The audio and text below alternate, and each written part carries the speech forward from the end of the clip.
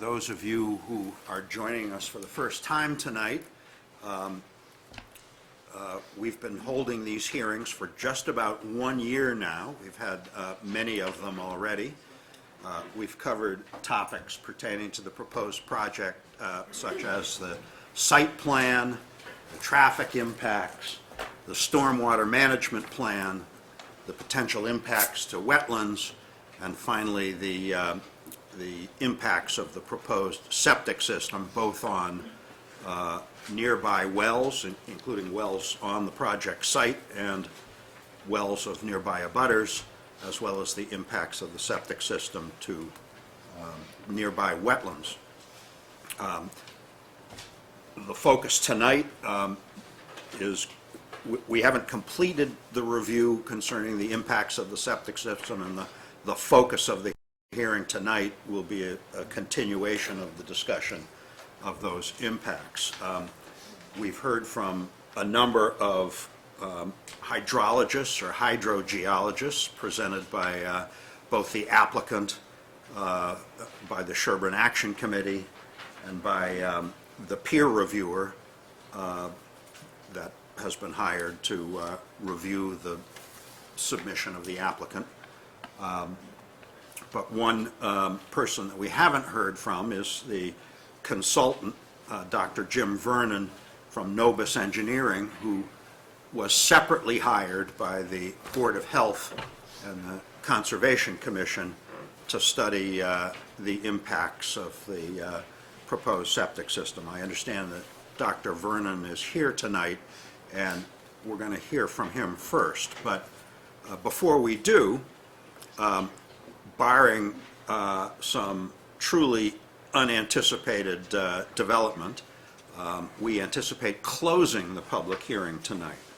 And under the rules governing Chapter 40B applications, once the public hearing is closed, the board then has 40 days to render its decision.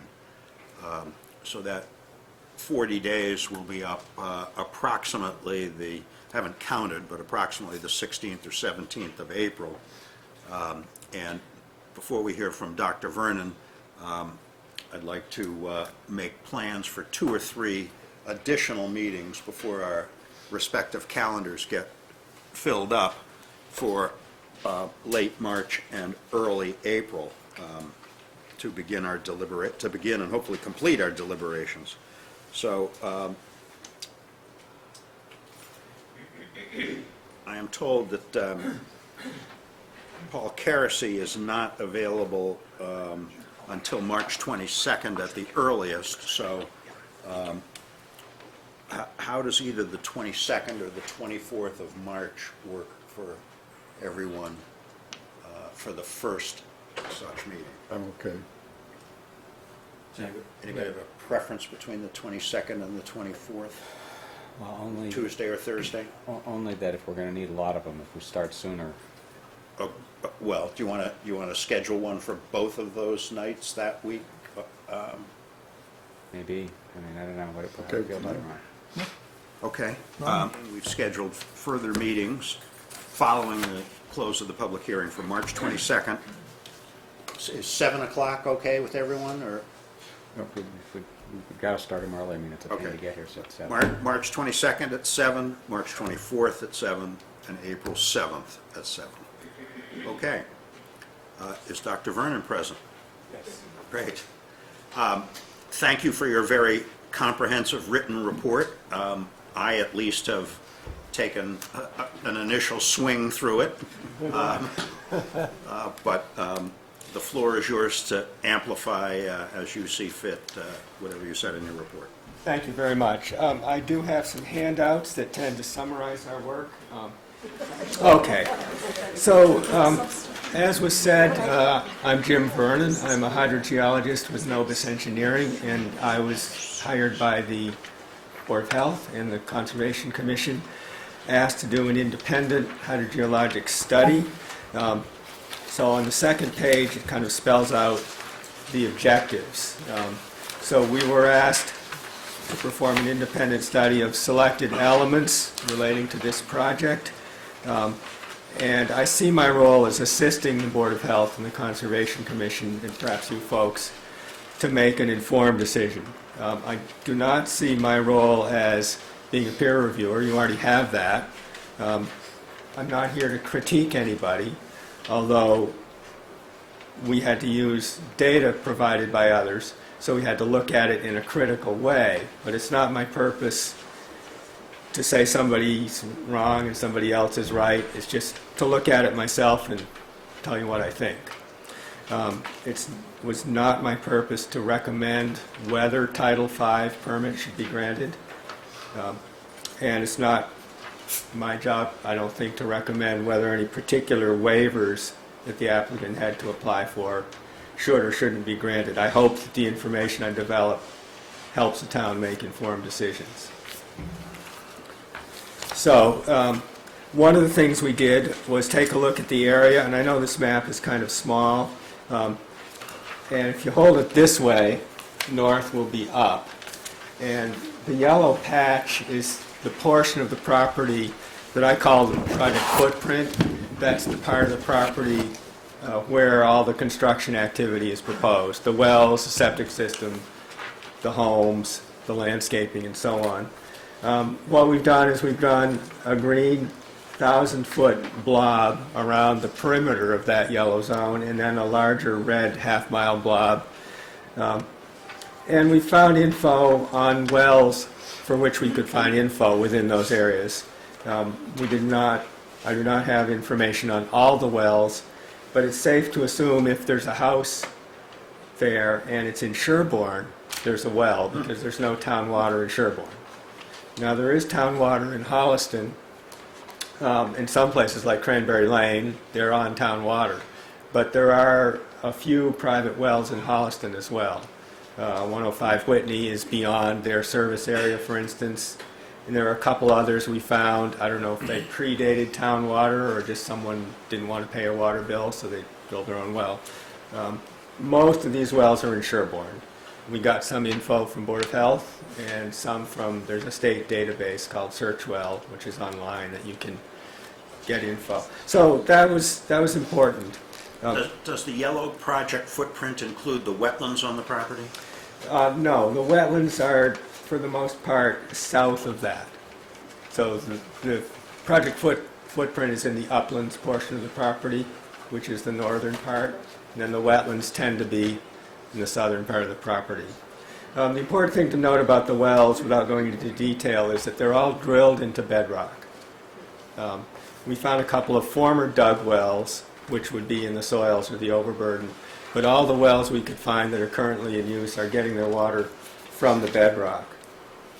And I'll come back to that. So there were a handful of key questions, I'm on this page now, that we were asked to answer or to weigh in on. One of them is, what might be the effect of the proposed septic system on wells, either existing wells in the neighbors or proposed wells for the project? Another one was, what might be the effect of the proposed septic system on the wetlands? Another one is, what might be the effect of the new wells on the existing neighbors' wells? They're all drilled in rock, they're all straws. Are they sucking from the same bathtub?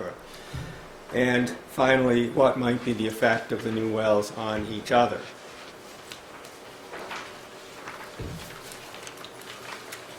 So there were a few things. In some cases, we were asked to fill in gaps, sort of things that, as far as we knew, nobody else was doing. In other cases, the town asked me, we want an independent look at this. Someone else might be doing it, but we want your take on it. So it was kind of a mixed bag of doing some things that were a little different to fill in gaps and some checking. But as I said, we were not allowed on the property, so we were relying on, at least for the on-site data, we were relying on data that the applicant provided. So we were compiling info on the local wells, as I said. We looked into the bedrock, because that's a key part of the component. That's where everyone's getting their water from. No one else had really done any investigations of that. So we tried to characterize that a bit, because that's a big part of the equation.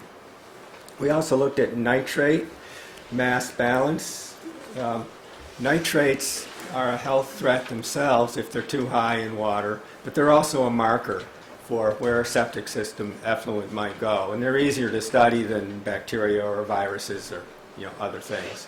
So that's why the focus on nitrates. And we looked at a couple of different approaches.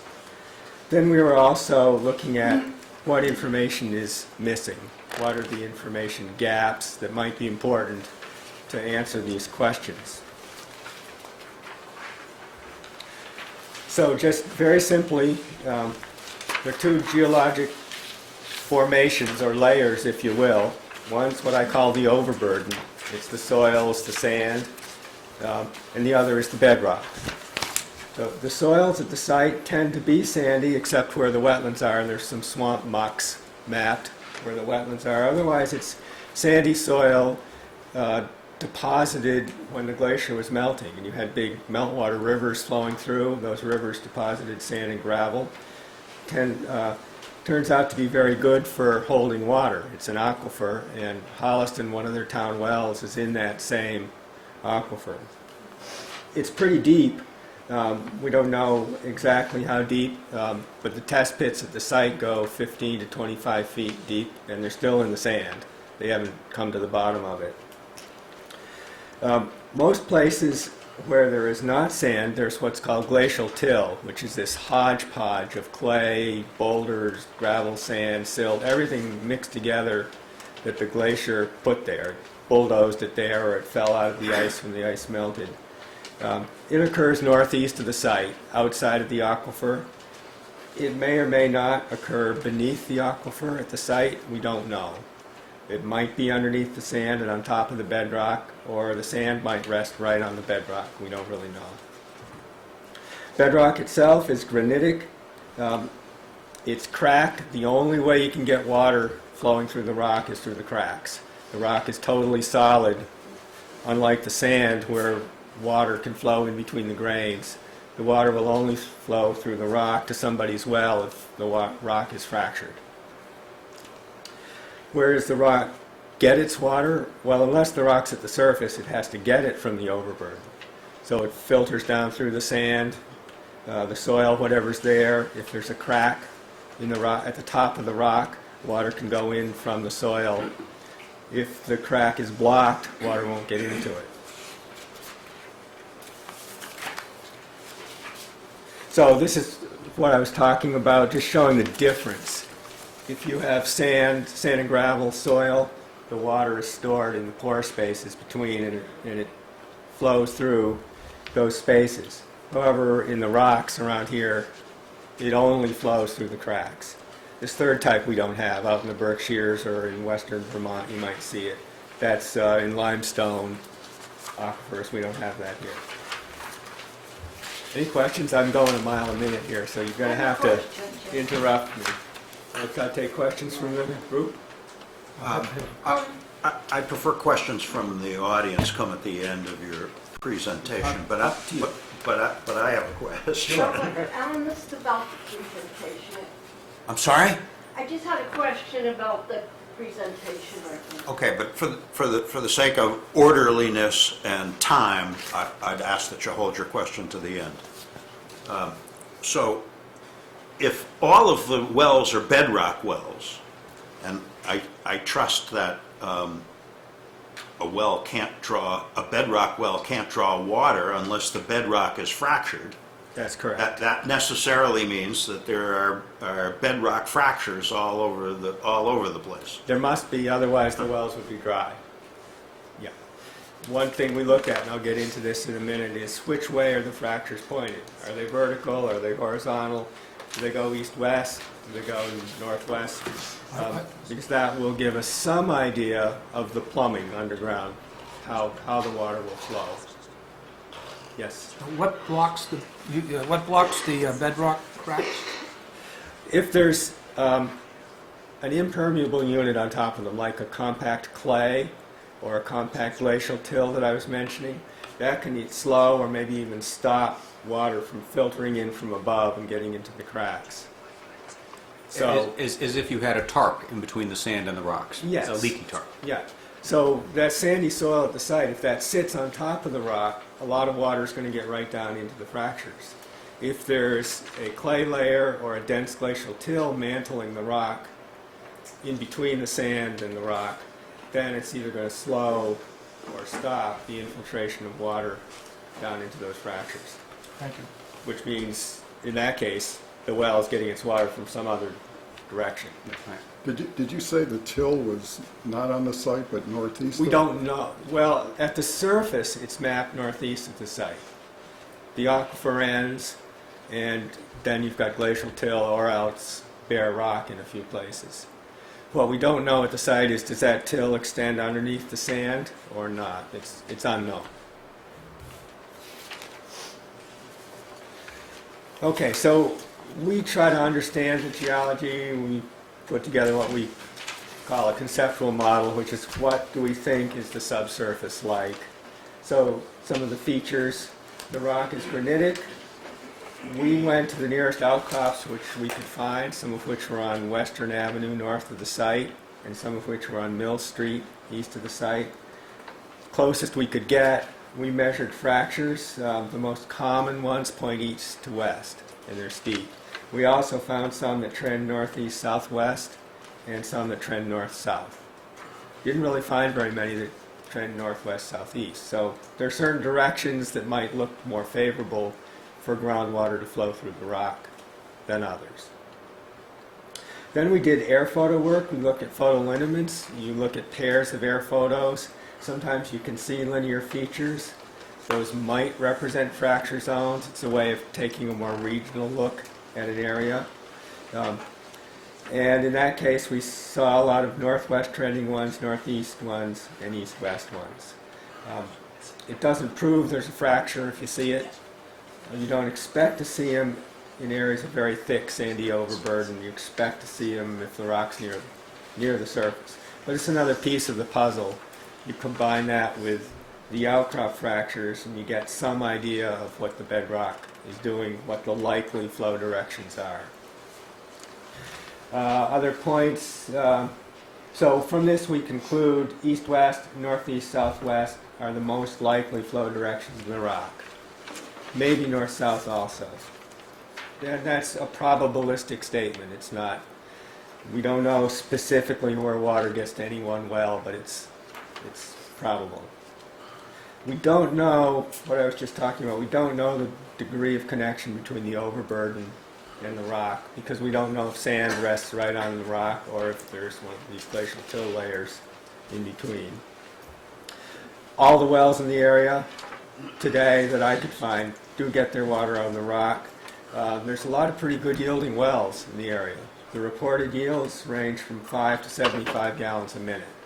So that tells me the rock's pretty well fractured. Otherwise you'd be getting dry holes or barely water-bearing wells. All the ones around here seem pretty good. Would you get that same result if there were no overburden in between and the water were just going right down, straight down through the sand? You might. Now, these yields are what's reported by the well drillers. These are not long-term sustained yields. So soil is good for a long-term well yield. When you first drill the well and they're airlifting water out of it, that's the sort of numbers, or maybe a 4-hour pumping test, that's the sort of numbers we're looking at here. So it's not a sustainable yield. But I've been in some towns where they drill 1,800 feet and they're lucky to get 1.5 gallons a minute. These are pretty good. So, the nearest ones are at 247 Washington and 257 Washington, east and west of the site. There are also some wells in the Knoll Crest development to the north, and a little farther to the south at 105 Whitney, which is actually in Holliston. There's a well there. So I don't know if you can see this, and I apologize for the size, but the yellow and purple and green lines are the photolineaments we interpreted from the air photos. This little thing down here is what's called a rose diagram, which is a bar graph wrapped around the points of the compass. So it's showing statistically the most common fracture directions. So you see that bar to the east and west. that just says we counted more fractures in those outcrops pointing east and west than we did other directions. Can you extrapolate the fracture directions of the outcropping with the likely fracture directions several feet below the surface? Yeah, you can, but you can't say for sure you're right. It's better than not knowing anything. You know, I would if there were outcrops in the site, I'd feel more confident of what's going on. These are the closest ones I could find, and citizens helped me. People contacted the Board of Health. Oh, I know of an outcrop here, and Daryl rode around in her car and photographed some for me. I visited the closest ones I could find. We have no. You can drill into rock and lower a camera down into a well and see the fractures right on the site, but that's an expensive thing. This is the best. My attitude is it's better than nothing. But Well, I mean, statistically, is there some correlation? I have found it at other sites. But I'm not here to say if you go east and west of the leach field, for sure you're going to see impacted water going that way. I just would be more worried in that direction than, say, northwest. So we're developing some information about the bedrock. We can make probabilistic statements, but we can't say this well is going to be impacted, that well isn't. It's more, where do you focus your concern? Where are you worried?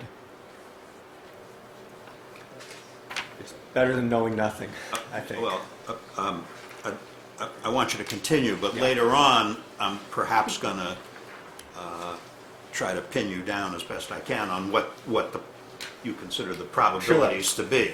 Those who know me know I'm cautious, but I'll say what I feel I can say. Okay. So going on, what else do we know in our conceptual model? The overburden is sandy, what we call stratified drift. It was layered, put down by the glacier, the meltwaters from the glacier. It's 15 to 25 feet thick at least. We don't know how thick it is. I haven't seen any data that goes down to the bottom of it. The water table in the wells, it's from 2 to 23 feet deep based on the applicant's data. It looks like that first wetland you come to, if you move south, the water is at the surface at times, and that looks like that's a reflection of the water table, so I'm saying it's 0 to 23 feet deep. We know that groundwater in the overburden flows south. That everyone can agree with that. Now, whether it's a little southeast or a little southwest, you can debate, but it generally flows south. That seems clear. And the applicant has come up with some evidence that the wetlands are probably connected to the groundwater, at least at some times.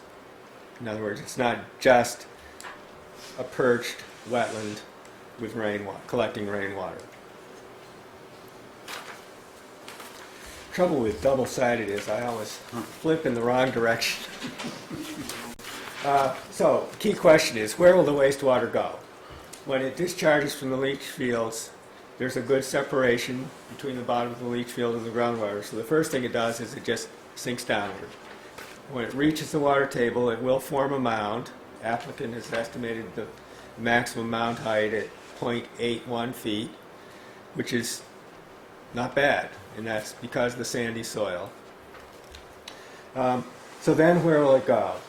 It's clear, as I said, that it flows south, and it's clear that some of it will discharge to the first wetland it comes to, which the applicant has labeled the impacted wetland.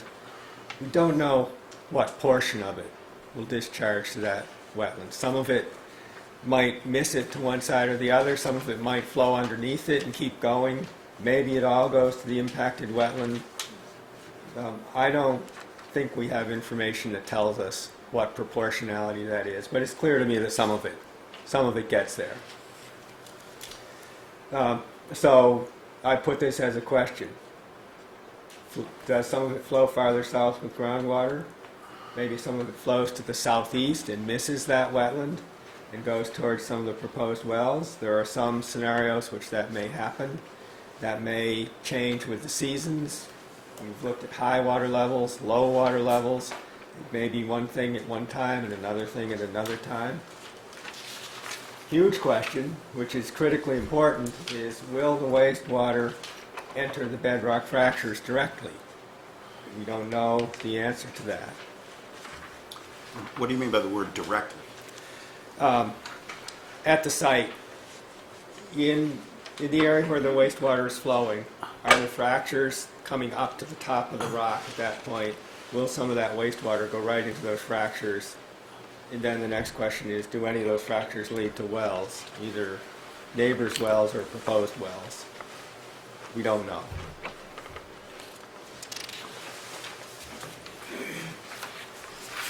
So a number of different data sets have come across my desk and lots of discussion. We shouldn't use this well, that well's changing. And I appreciate that the applicant has done a ton of work. They've taken lots of measurements out there. And I've looked at Steve Smith's work, and I'm copied on emails. We're contouring from this well, but not from that one, or this one's changed, but that one hasn't. So I asked the Board of Health, rather than redoing our analyses each time, and we redid several of them as the different data sets came in, can you find out which ones are the most accurate, the most reliable, which ones are the corrected versions, and which ones are the ones that we're throwing out because we don't believe them anymore? So on February 22nd, they sent me this table, which is what I worked from in the end.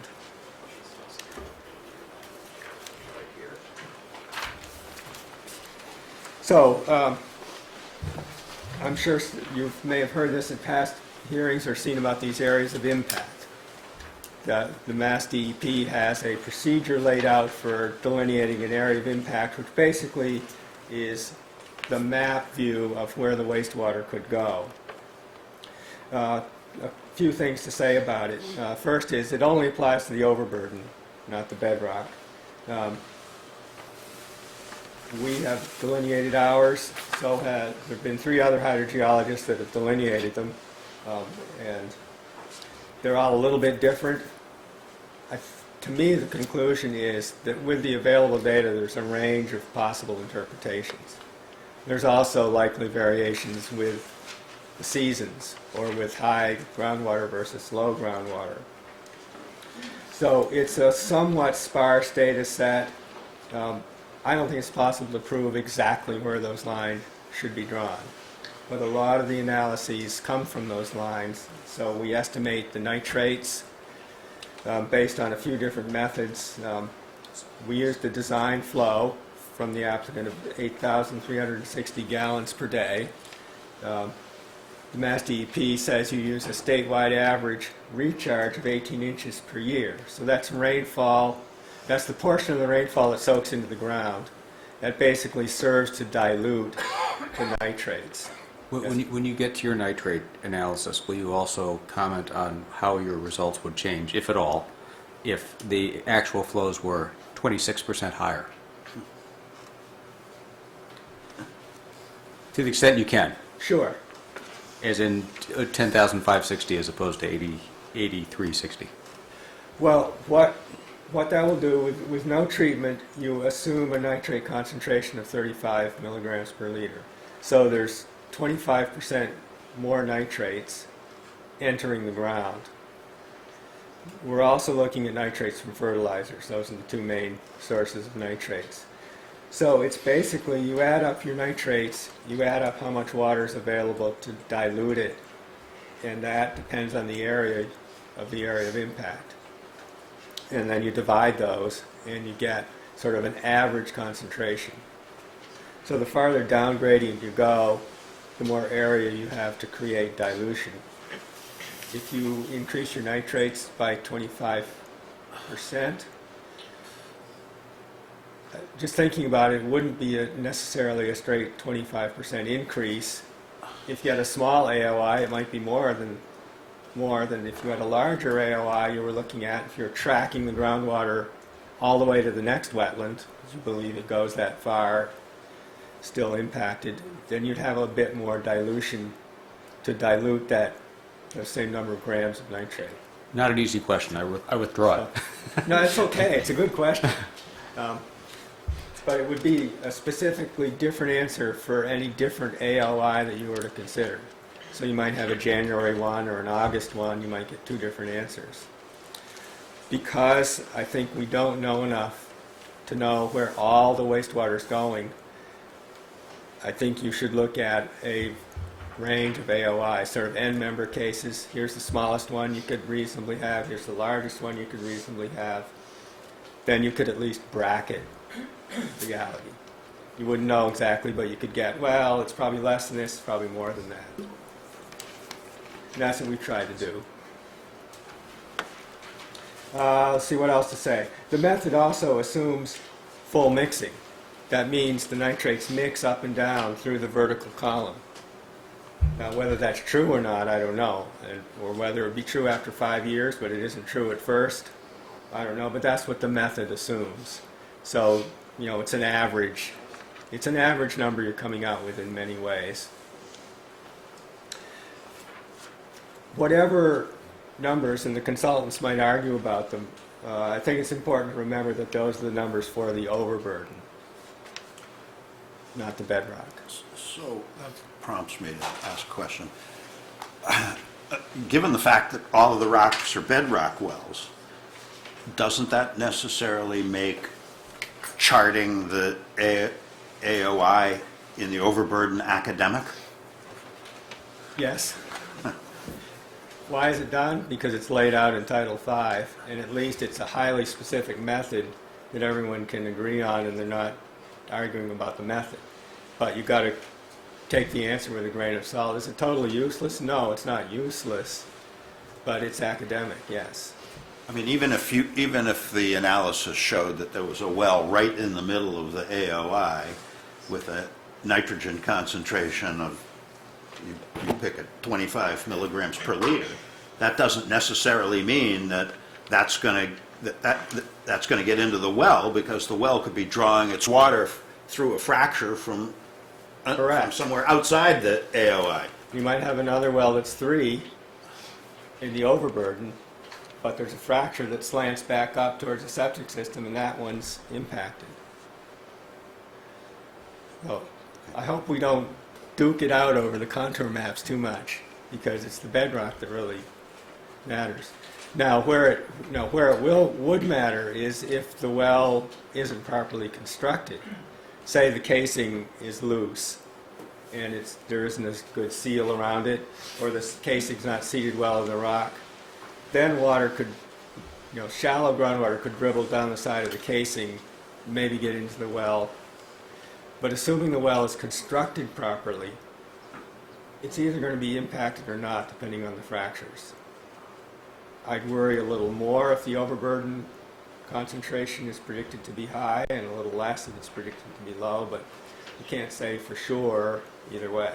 And again, depending on the degree of connection between the sandy soils and the bedrock. I would feel better if I knew there was a dense glacial till there, because that would slow down the infiltration of water and maybe require the well to get water from a wider area. And then But we don't know. the path through the overburden does become important because it's being steered. That's right. So, I've said, more and better groundwater level data would help with the contouring and maybe make us hydrogeologists not dicker over our maps quite as much, but we still wouldn't know for sure. With all that said, we did do some calcs, and I really apologize. I thought I blew this up enough to be seen, but we got some numbers. And it looks like I think everyone can agree that the edge of the impact rates are high. We've got different concentrations that we came up with at different points by this method. We also are asked to look at more of a loading or a mass balance for the wetlands. How many kilograms of nitrate per hectare per year might the wetlands absorb? And we've got some numbers down there. That assumes these numbers assume that all of the wastewater discharges into the wetlands. So they're sort of end member cases. We, evidence has been previously presented to us that I guess it's called the critical limit of nitrogen discharge into wetlands is 35 kilograms per hectare per year, and that's pretty well established in the scientific literature. Is it? I'm not a wetland scientist. I've heard that number too, but I have not, I can't vouch for it. Okay. The other thing we looked at was something called nitrate dispersion, and there's a god-awful equation that covers that. It's another way of looking at nitrate calculations. Whereas the Title V method looks at mass balance and averages and dilution, this dispersion method takes a flow path. And it looks at two things. One is diffusion, and the other is advection. And diffusion can be thought of, if you had a picture of water and you put a drop of red food coloring in the center, it would gradually spread through the whole thing. So the nitrates will diffuse through water even if the water is just sitting there and gradually spread through it. Advection is the movement of the nitrates with the water as the water is flowing. So if you poured that picture out down a slope, the food coloring would not only spread through the water, but it would move with it. So this equation looks at how fast will the concentration decline as you go down a flow line and those two things happen. So just as the Title V method has its limits and its assumptions, this has its limits too. It's a math problem. So I can't say that this number is the exact value that will be at a location, and I tend to think that the exact values probably would be somewhere in between these numbers and the Title V method numbers. But even so, they're telling you what's happening in the overburden, they're not telling you what's in the rock. And our report has a lot of the results of our calcs. And this map here shows the different receptors to which we did calc. We did them to the property lines, we did them to the wetlands, we did them to some of the other wells. And we came out with some results. They still show concentrations are very high at this first impacted wetland. Well J looked like it might be threatened, but the applicant has moved it. By the time, if it makes it as far as that well at Whitney Street, the concentrations are predicted pretty low by then, but it may not ever get there if it all ends up in the wetlands. These are hypotheticals. These are, if it does flow that way, how much would it diffuse and dilute, not dilute, but diffuse and decline by advection. The numbers are in our report. We can talk about them if we want. So from all this, these are my conclusions. In my opinion, the present information does not justify a conclusion of no impact. Impacted groundwater from the SDS1 and SDS2 does flow south, but the detailed fate is unknown. How much of it goes into the impacted wetland, how much of it might go underneath it or southeast of it, we don't really know. High nitrates may occur in the overburden. There are some scenarios, some AOIs you can map out that show well F and well G to have high nitrates, but again, those are in the overburden. I don't think we can rule out high nitrates in some of the neighbors' wells because of the bedrock fractures. But I can't point to any one well and say, this one's going to be impacted at 13. But I'm concerned about it. Based on the latest configuration of the project wells, is well G the closest one to what you believe to be the AOI? I believe well F is the closest.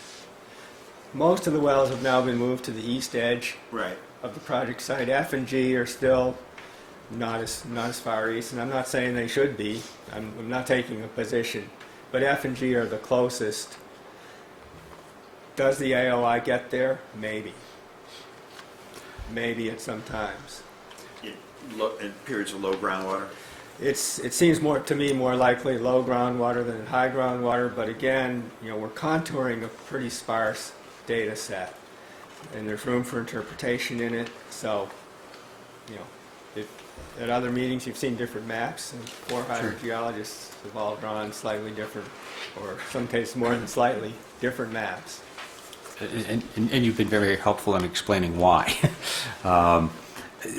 Let me try another shot at the question I asked before, which is, it sounds like if the flows were 26% higher than the numbers that you based on, the conclusions would likely change some, but it's not clear one-to-one because all of this is, for want of a better word, kind of squishy. Yes, I mean, we could recalculate and get answers for the overburden, and I would still be asking questions about the bedrock. But we could get some refined data, and would go up. They would all go up. Yeah, I mean, I would say that if we were concerned only about the overburden as opposed to bedrock, and if you make the assumption that the AOI reaches well F and or well G, then we're already over 10 milligrams per liter, so it really doesn't matter if we increase the design flow, it's just going to go higher. Right, but the point is, if I'm hearing you correctly, you're saying if you multiply the design flow by 50, just to pick a ridiculous example, you'd be able to say, well, I don't care how much margin of error there is, you're still going to hit all these wells because then you just have an enormous. And likewise, if you decrease the design flow by a factor of 50, you'd say they were all safe because there's nothing happening at that point. The other thing that if you increase the design flow enough, you're going to make a bigger mound, Right. and then you'll start to get radial flow off in different directions. A mound at 0.81 feet is not too bad. I think, only near the leach field will it spread sideways flow a little bit. And, I've drawn what I think it might be with the mound and without the mound. If you double the mound, that effect is greater. That's going to make the AOI go wider. Okay. Sandy soil is a good thing in that case because it keeps your mound small. It's a scary thing because if the sand rests over a bedrock fracture that leads to a well, then the well could be in trouble. So it is what it is, and there's some good and some bad, and an awful lot I think we still don't know. I don't know. I've got more conclusions, but let's see. I think I've said most of them. I've made some recommendations. Everyone's tired. Maybe no one wants to do anything more, but there are things that could be done that would tell us more about the site. If the wetlands impacts are critical, and I'm not a wetland scientist, but there are things that could be done relatively easy to get a better handle on how much discharge goes to the wetland. I think it's important to know what's underneath the sand. A deep boring or 2 or 3 could tell us that. I believe the applicant has agreed, if they get their permit, to do a pumping test after the wells are drilled. So you could pump them, see how much they interfere with each other. They're all pretty close over there at the eastern edge, so I think it's fairly likely that some of those wells are going to create drawdowns in other ones when they're pumped. I can't say which ones for sure or how much, but they may well interfere with each other. You might have one well that produces more water than needed, and another one that produces less than needed. Or when you turn them both on, they may both go down together. Or, we don't know that yet, but they're awfully close together over there. There is also a possibility that a new well could be tapping the same fracture as a neighbor's well. So you could pump the new well and take water from one of the neighbor's wells. I'm not saying that you will, but it's something that should be looked for during the pumping test if that goes forward. You know, I think neighbors should be given the opportunity to have their wells monitored during the test. So that's kind of the summary of it. I'm happy to take questions from the board or anybody. So, as I promised a few minutes ago, I want to try to pin you down as best you can as best I can on what you consider the probabilities to be. I mean, I'm looking at, so I think the calculations, at least that interest me the most, are calculation I and calculation J, Yes. which you explain on page 20 of the big text of your report. Do Yeah. you have that?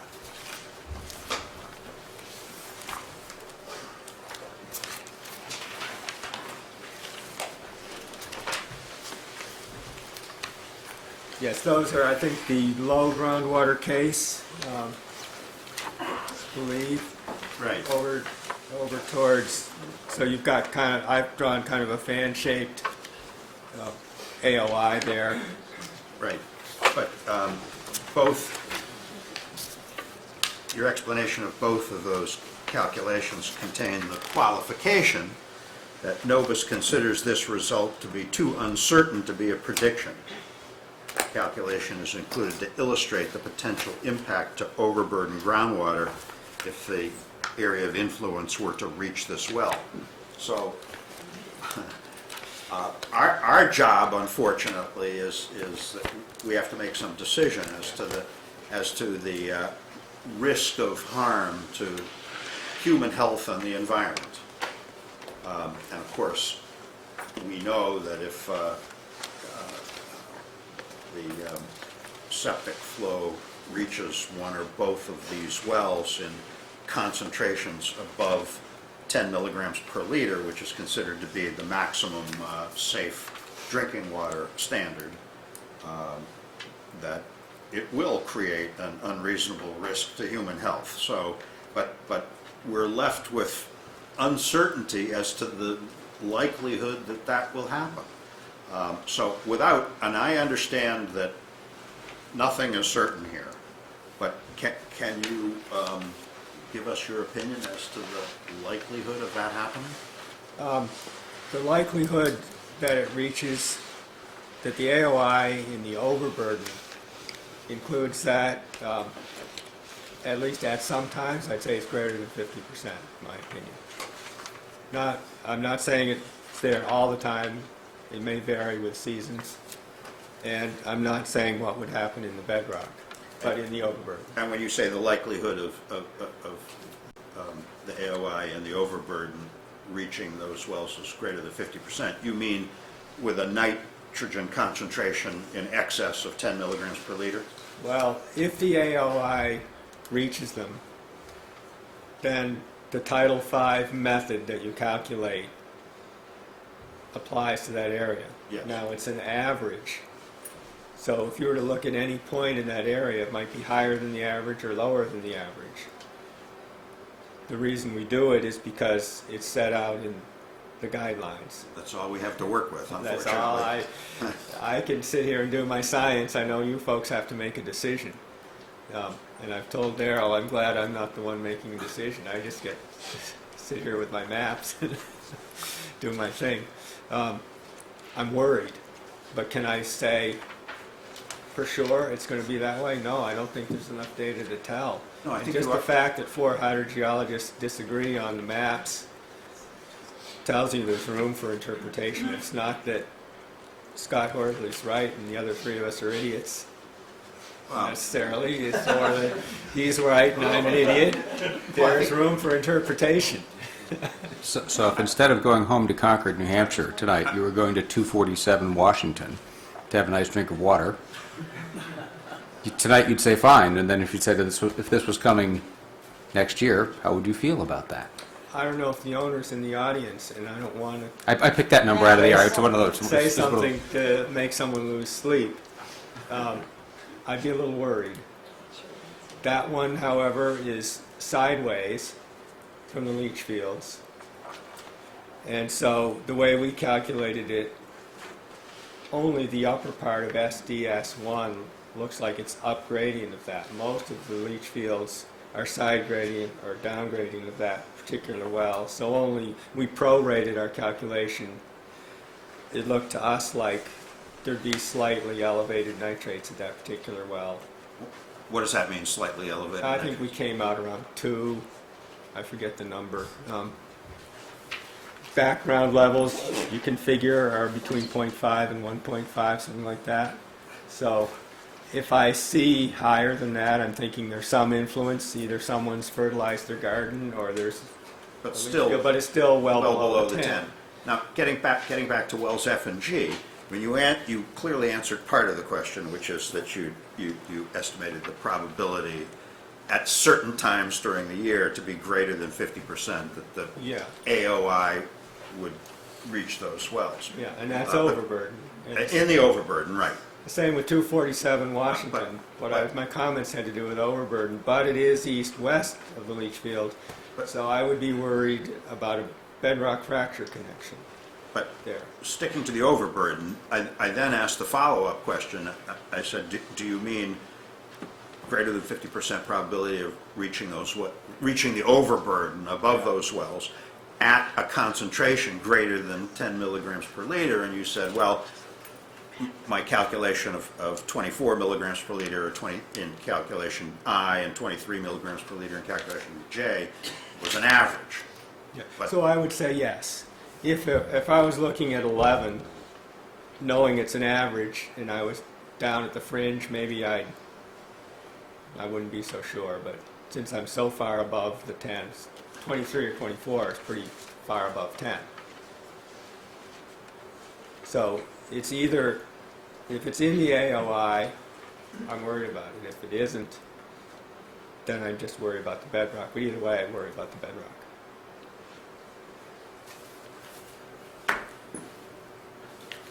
Any other questions from board members? Okay, I'll open it up to members of the public, but ask that you keep your comments and/or questions to the point for the sake of time. Ruby?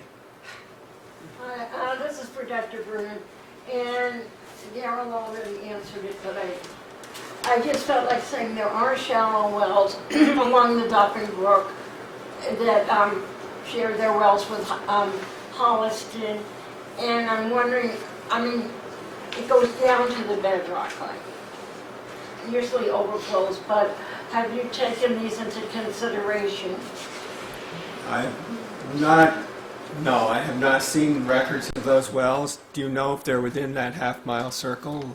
Because Well, Darrell we said only they- looked within Darrell that said circle. there wasn't data from those wells, but I just thought I'd include it in the Yeah, discussion. well, that's good to know. We did not find data for all the house lots. We assume that every house has a well, but we don't know if they're drilled into bedrock or if they're dug wells or well points or some other springs. But all the ones for which we found info were drilled bedrock wells. We found one that used to be across the street at 254 Washington, at that farmhouse that's been torn down. They used to have a dug well. We actually found the records of that being filled in. It was 8 feet deep, and the driller documented what he filled in there. And I know there was another farm, I think, up on Western. Someone told me there used to be a dug well there, but they've drilled one.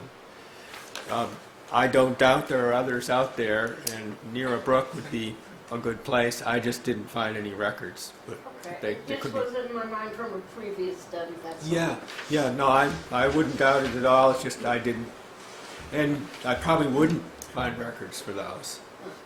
You know, they may predate the requirement for well drillers to report, or someone may have just gone out and dug a well and felt, you know, they didn't realize they had to report it, or it was before they were required to, or whatever. Okay, in the back, yep. Bleacher Cave, 12 Ames Drive. I had the well at 255 that just changed over. It wasn't dug well, it was an 1820 house. That's not my question. There are a number of wells that aren't shown on your map, two of which, I have three, two of which one. Your comment about there being a lot of water is correct. At various times of the year, our well will actually back up. and water would coming out. Overflows. Yeah. That makes me assume that we would be getting contaminant, not just from what's in the bedrock, but whatever is in the upper level, as you can call it also, various times of the year. Not necessarily. It's a pressure phenomenon, and you've got one or more fractures. If this is your well and you've got a fracture feeding it, if that fracture is drawing water from up on a hillside that's a higher elevation than you're at, you're going to be seeing the pressure or the head of the water in that fracture. So when you see a well overflowing, that's telling you it's drawing water from somewhere probably farther uphill where there's a higher pressure. Whether it's contaminated or not, it probably isn't unless that fracture happens to be coming through something bad. Okay. Yes. Yes. Right, I have a question about the fractures. I understand you're dealing purely with probabilities here, and I'm not going to ask for any specific answer, but from your report, it seems that a vertical fracture, it kind of trumps all the others in the case of water being able to get from the overburden to potentially to a well. So you talked about north-south fractures, east-west fractures, but specifically, you don't know the density of vertical fractures, but could you make assumptions about that from geologic studies of New England or this area's bedrock from other sources? And I wonder if you could comment on that, because if you find that there are data showing an average of 25 vertical structures per acre or one vertical structure fracture per acre, it would make a big difference in your assumptions. That's true. One thing I've done at other sites is light tape measures across the outcrops, and you just count how many fractures you cross and how many of them look like they're open enough to bear water. So you might have a 30-foot traverse, and if you count 7 fractures in that traverse, you get some idea of how densely, how frequent they are, how closely spaced they are.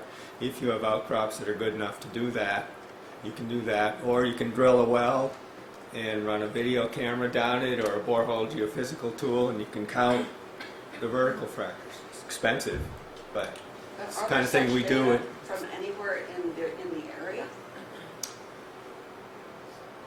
I don't know if studies like that have been done close by. They tend to be done at Superfund sites because those are well funded.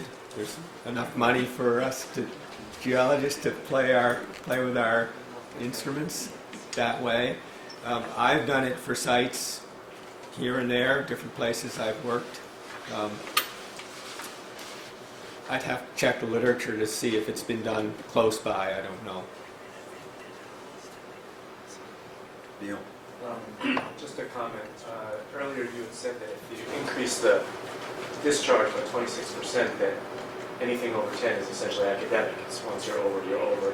But I did want to point out that from the perspective of wetlands, as the nitrate concentration increases, so does the significant adverse impact if that's found. So if you were to go up 26%, you're just that much more likely to have an adverse impact and have more accentuated impacts. Okay, Dan Hill, and we have your written comments concerning the Novus report, so try to avoid repeating what you've already submitted in writing. Okay. Maybe I should have submitted it. My first question is on what I would call the margin of error with respect to your study as well as the studies that were presented to you.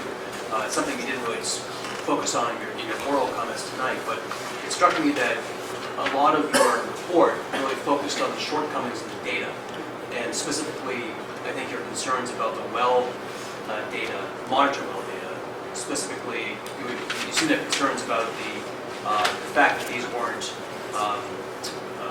wells that were screened or developed, and you can maybe explain the terminology better than I can, but you also seem, so it really went to your concern about reliability of the data. You mentioned that several of the data points for the contouring were based upon estimates. Can you elaborate on how reliable you think this data is? Because I think that really goes to the contours. If the contours Yeah. are unreliable, then really, the questions you're getting from board members is, what's the impact if a well is in the AOI, but if the AOI itself is not even that accurate, I guess it kind of goes to, how concerned should we be? I mean, it seems to me that we maybe should be more concerned and have a broader margin of safety here than just simply the AOI that's delineated. A lot of the analyses come down to the water level measurements in the wells. One of my concerns is I don't know how the wells are constructed. I believe they're pipes put into the test pits when the test pits were backfilled. I don't know if it's perforated PVC, if it's pipes with hacksaw cuts in them, or if they're just open-ended pipes. Maybe they have well points or well screens. I don't believe there are any drilled wells at the site. A drilled well with a well screen has the advantage of, well, for one thing, you know exactly what depth the well intake is at. I don't know the depths of the intakes of these. I don't know if they're consistently the same relative to the water table or not. I don't know if, if it's just a pipe open at the bottom or if there's a screen in it. The term development, when you drill a screen monitoring well, after it's drilled, you surge it, pump it. That sort of cleans the sand and the silt out of the water so that the well screen is free, so it's really communicating with the aquifer. What you don't want is a plugged well. You may measure a water level in it, but you don't know if it reflects the water table in it. So I've seen a lot of the emails between Steve Smith and the applicant and so on. Well, I don't think we should use this well. The data is suspect. Or these two wells were reversed. Or, well 5 and well 7, we didn't adjust properly for the stick-up of the casing above the ground, so now it's this. I began to lose confidence in some of the data. So that's, I asked the Board of Health at one point, will you please ask them which ones they really think are correct, because I saw several different tables coming to me in different emails and responses. We're including this well in our contouring, but not that one. And so, yes, that did bring on some, to me it adds the fuzziness. It adds error bars to the whole thing. Makes me doubt how precise we can be with this contouring. There's no doubt everything flows south, but beyond that, it's hard to tell exactly where the AOI should be, in my opinion. But you'd also say that even if we waved a magic wand and had perfect wells and 6 months of data on them, you'd still say, unless I know what's in the bedrock, doesn't matter. Or not doesn't matter, but it's not as important. Not that it doesn't matter, but it's only half it's nowhere near as important as what happens in the less than bedrock. half the battle. Now, for the wetlands, it's crucially important. Right. But for the wells, as long as everyone's drawing their water from the rock, it's important. And and again, if there's no till layer, if the sand rests right on the rock, then it's very important to know. Okay. Michael Barbarian, 50 More Lanes, and member of the Citizens Action Committee. I have two questions for Dr. Vernon and just a comment from our letter regarding burden of proof, Title 5. First question is regarding the 0.81 feet of groundwater mounding. Can you determine how far out laterally, or to the west in this case, that water will flow? Assuming for the moment that there's no, I know that the contour lines there are subject to interpretation, but assuming it's just completely flat, are you able to determine how far to the west that water would migrate? In a flat water table, it would be fairly easy to determine. I can't sit here and do it on the back of a napkin. 20 feet to the property line, possibly? Because those two leach fields are approximately 20 feet, I think, from the plants, from the property line, the butter. I would want to do the calculation. It's basically a groundwater flow model. There are software packages that estimate it, some of which give a single number, the maximum height, but with a more sophisticated model, you can actually come out with a contour map of the mound that will be created. But then you add in the fact that the groundwater table is sloping before you start, and it's a fairly significant slope. So I did sketch something conceptual on my map as to what I think the mound would look like. And I used a 1 foot contour interval in my contouring. If the mound height is 0.81 feet, I know my mound contour from one line better not bend down and cross another line. I don't know if that makes any sense, but my mound is less than my contour interval. So, I drew some bulges on there. I don't think they would extend very far to the east and the west. However, if the water table were flat, they would extend farther. I'm not prepared to say they would go 20 feet, or you'd have to calculate it out to see. The other question, I haven't had a chance to see your written or review your written report, but have you calculated the nitrogen concentration at any of the downgradient property lines? Yes. We did a dispersion analysis towards the southwest. I don't know if you can, I know this is small, but this calculation here, we did an analysis, and I forget what the answer was. It was noticeably above what I consider background, which is 0.5 to 1.5, but it wasn't close to 10. It was, I forget, 2 or 3. Okay. But that's assuming that it goes under the wetlands. If it discharges to the wetlands, if it all goes into one or both wetlands, then it won't even get to that boundary line.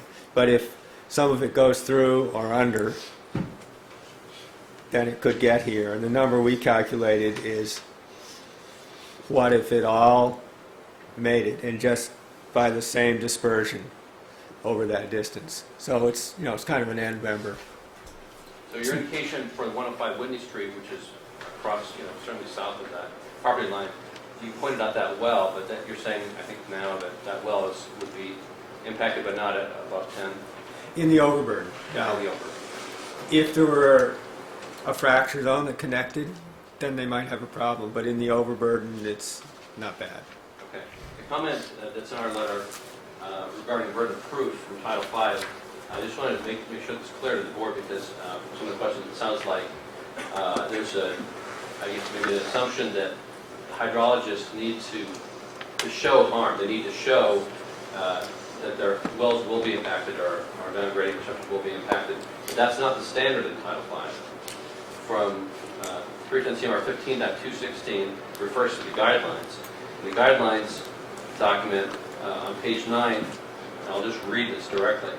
In this event, it's the event that a mass analysis is required by the authority.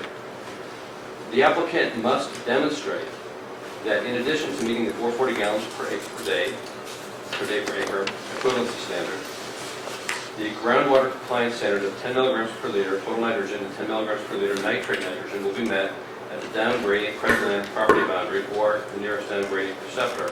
And it goes on to say the credit land really applies after you ensure that if you can't meet the property boundary, then you need credit land. So it applies to both credit land and regular property boundary. So the burden of proof, first of all, the applicant hasn't shown anything regarding nitrogen at these receptors or at the property line. We've done it. That is, the other hydrologists, the town-funded hydrologists, have been the ones to do this analysis. And they've shown a substantial risk, in our opinion. And we would urge that the board either, the zoning board of appeals, either deny the comprehensive permit or approve it only with strict conditions that will ensure the health, and that the environment are protected. Yeah, two comments about that. First of all, the section of Title V that you refer to applies only where the applicant is using an aggregation method for calculating compliance with Title V, and that's not the case here. And second of all, this board is really not concerned with who has the burden of production in a Title V context. The Board of Health has already decided Title V issues and has denied a discharge permit under Title V.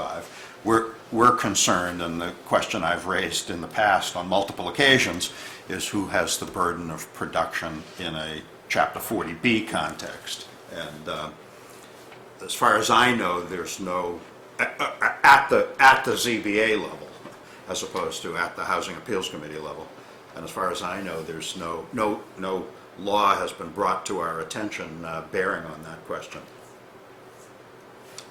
Michael Lesser. Michael Lesser, 54 Forest Street. I guess I'm probably wearing the Conservation Commission hat. I'll add one little point that on Rick's question about the 25% increase in the bedroom, in the loading from the septic. Using the spreadsheets, which I have seen, which are in Appendix G, Attachment G, you actually just put in a higher number for that amount. You do get basically equivalent of about a 24% increase. That's just but obviously, I'm not the hydrologist here, but if I just look at simple spreadsheets, that the way the calculations work, that it helps you with the future thing, that it does seem to be mostly proportional, only disproportional because there's a small amount of fertilizer application in there. That's why it's not 1-for-1. That's a minor thing. I'll just say from the wetlands perspective, just to, for the record at the moment, that the findings of these nitrate levels, which are just particles of other contaminants, that these are high level, extremely high levels from that will, even if the Title V, even if it was Title V compliant at some point, that the septic system as designed now in its locations, and those nitrate levels that are produced, that would produce significant adverse impacts in the wetlands. And that even though in terms of the interests of the Act, with regard to water protection of groundwater and drinking water, as well as pollution prevention, that the work that we would have to, the Commission will look at again, even though the hearing's closed, there's some changes in what, at least from what we saw, that this would essentially look like it would be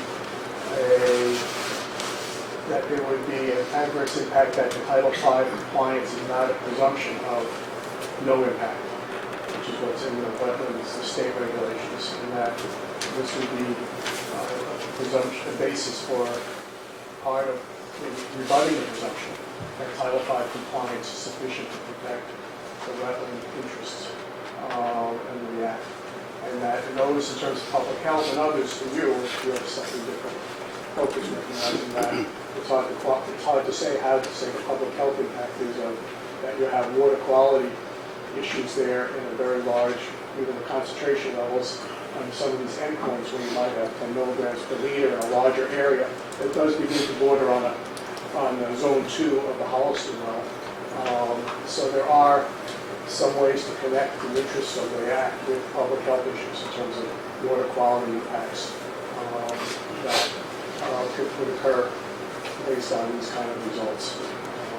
So that's supporting stuff that we put before that we suspected, that this sort of confirms that of the water quality in terms of the interest of the Act, in terms of drinking water and other kind of things, that even if it goes down there into the bigger swamp at some point, that nitrate has to go somewhere. There's limitations on what the wetlands, he's not a scientist, but other work that we've seen, that those wetlands will no longer denitrify things, and the nitrates will continue in other areas that will have water quality impacts. Okay, I'll allow one more comment from Dan Hill. And then I'm going to allow the applicant to address whatever he wishes to address concerning the presentation made by Dr. Vernon. I just have a question, actually. It kind of goes to Rich's comment before. Rich made a comment about the how relevant is the overburden loading analysis if the wells are pumping the water up to bedrock. You did make a point, though, Jim, in your report on page 12 that the sensitive receptors that occur to the east and west of the septic system in the AOI are more likely to be impacted by the septic system than those that lie in other directions.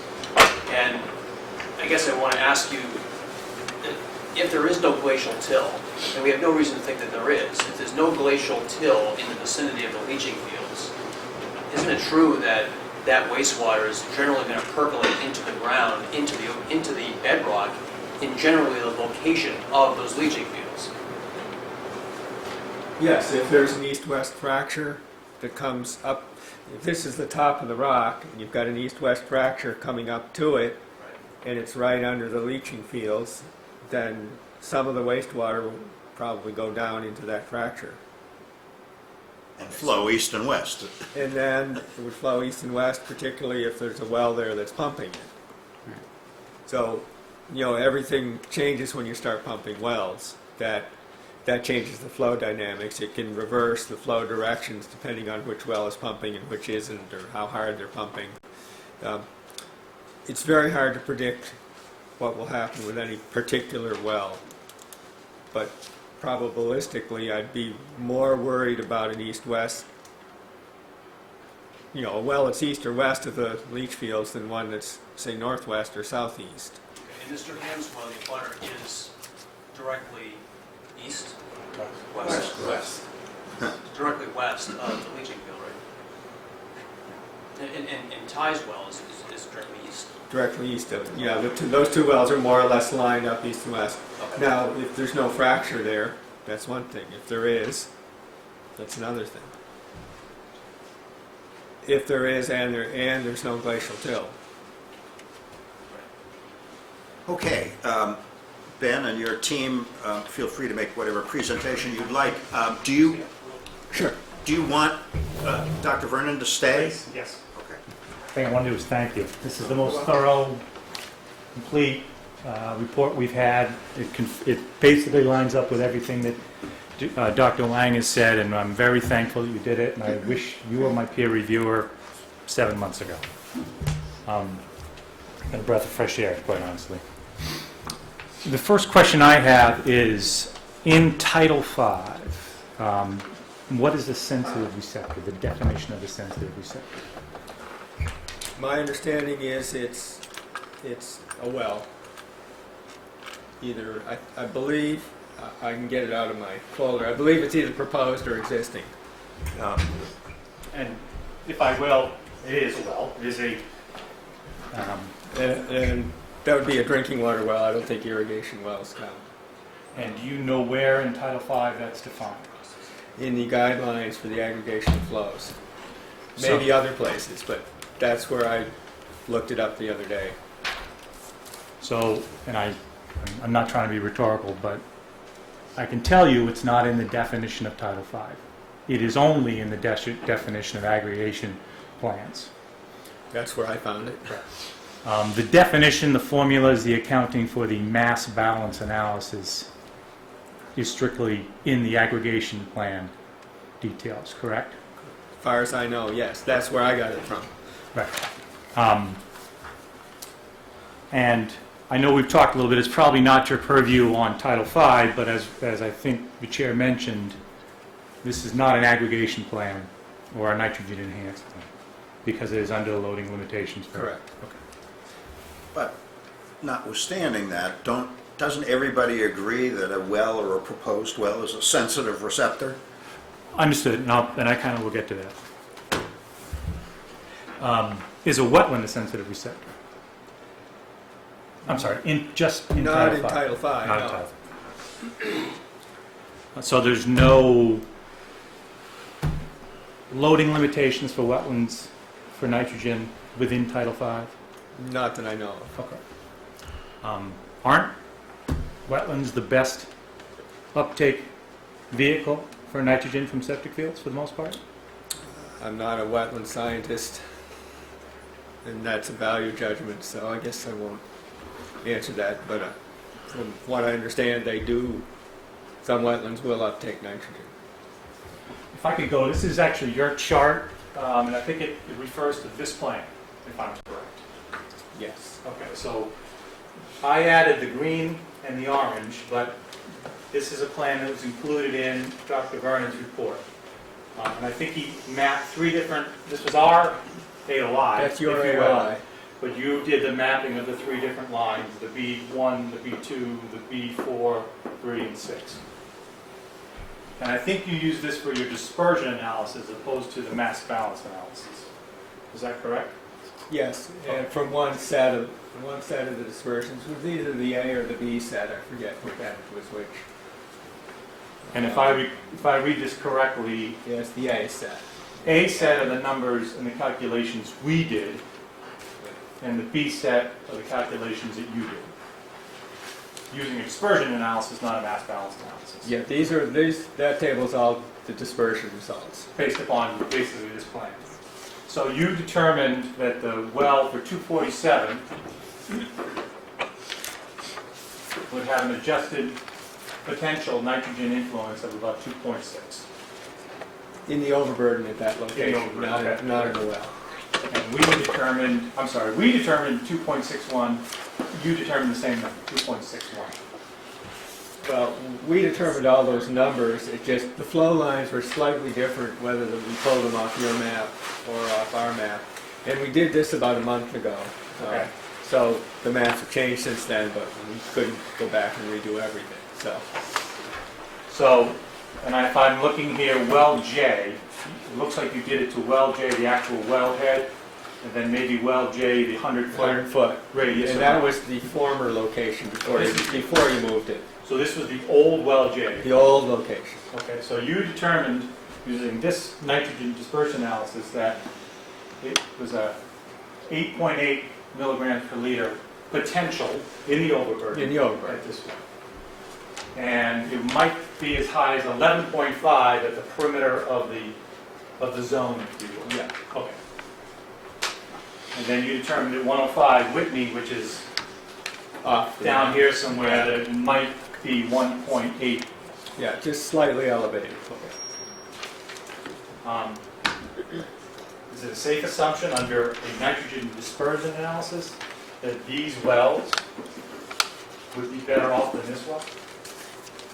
Yes. Under a nitrogen dispersion? Under nitrogen dispersion. Yes, so In these the wells would be overburden. safer than this in the overburden. In the overburden. Okay. All right. Let's look this up for a minute. This is your AOI chart. So here's the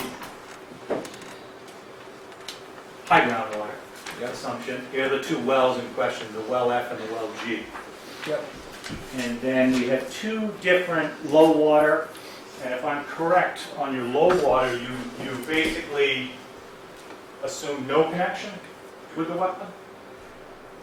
We didn't assume anything. We used the data in that chart that, from what I can tell, is the most reliable data that the Board of Health provided to us, which came from Deshang on February 22nd.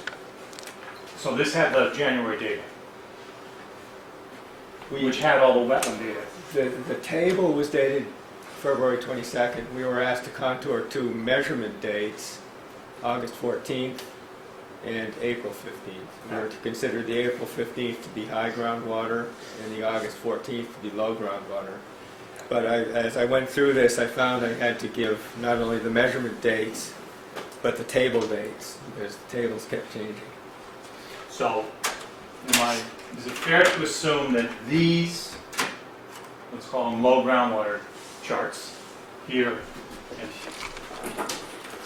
these two charts, did not assume any of the data that was collected in January, because, well, one, it wouldn't be low groundwater anyhow. So it didn't make the assumption that we made that the wetlands were connected 12 months out of the year. We didn't use the January data, we just used for the low one, we used the August. Use the August August data. data. So this is a potential assumption, if you will, low groundwater summer, with not confirming, or let's just say not 100% confirming that there's a hydraulic connection between the AOI and this wetland. And we got basically a couple different slight variations depending on the mounding, I think. Yeah, my red lines there are These aren't ones in sort mine. of schematics. The red lines here are schematic interpretations of what the mounding could do. Okay. Now, the one thing I thought I learned here, and I guess I was wrong, is that groundwater flows are 90 degrees to groundwater contour lines. Am I- Yes, no, that's correct. Okay. Then I'm a little confused because all of my lines are at 90 degrees to your contour lines, but you seem to be tailing up over here. Even this line is heading, if you do 90 degrees off of your contour line, you're heading this way. So if I go back to this contour point, and then I follow at a 90 degree each contour, this sort of implies the edge of my AOI, but you sort of swung it up this way to grab these two wells. Is there something going on that we should know there?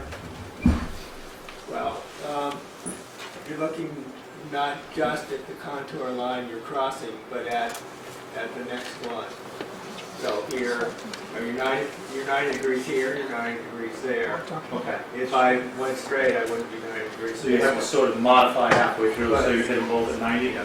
Okay. Again, I don't think the data justify zeroing in on that detail, Okay. which is why I made the statement in my report. There's an element of uncertainty here. You know, if we really wanted to argue about these, we need some more wells in some of these key areas, and then we could discern which map is correct. How, just for my own benefit, you had under a mass balance analysis, which I'm assuming would have been using this type of flow, that's where you got the potential readings of the AOI out here at Yeah. somewhere in the 20 range. But that's not what necessarily this well is drawing from. And I don't mean bedrock, I mean open. Because isn't this, so this well is drawing from a certain range. It might have this condition July, August, September, but then it could be somewhere between this condition, or that condition, depending on what time of year it is, depending on how much we absorb, so on and so forth.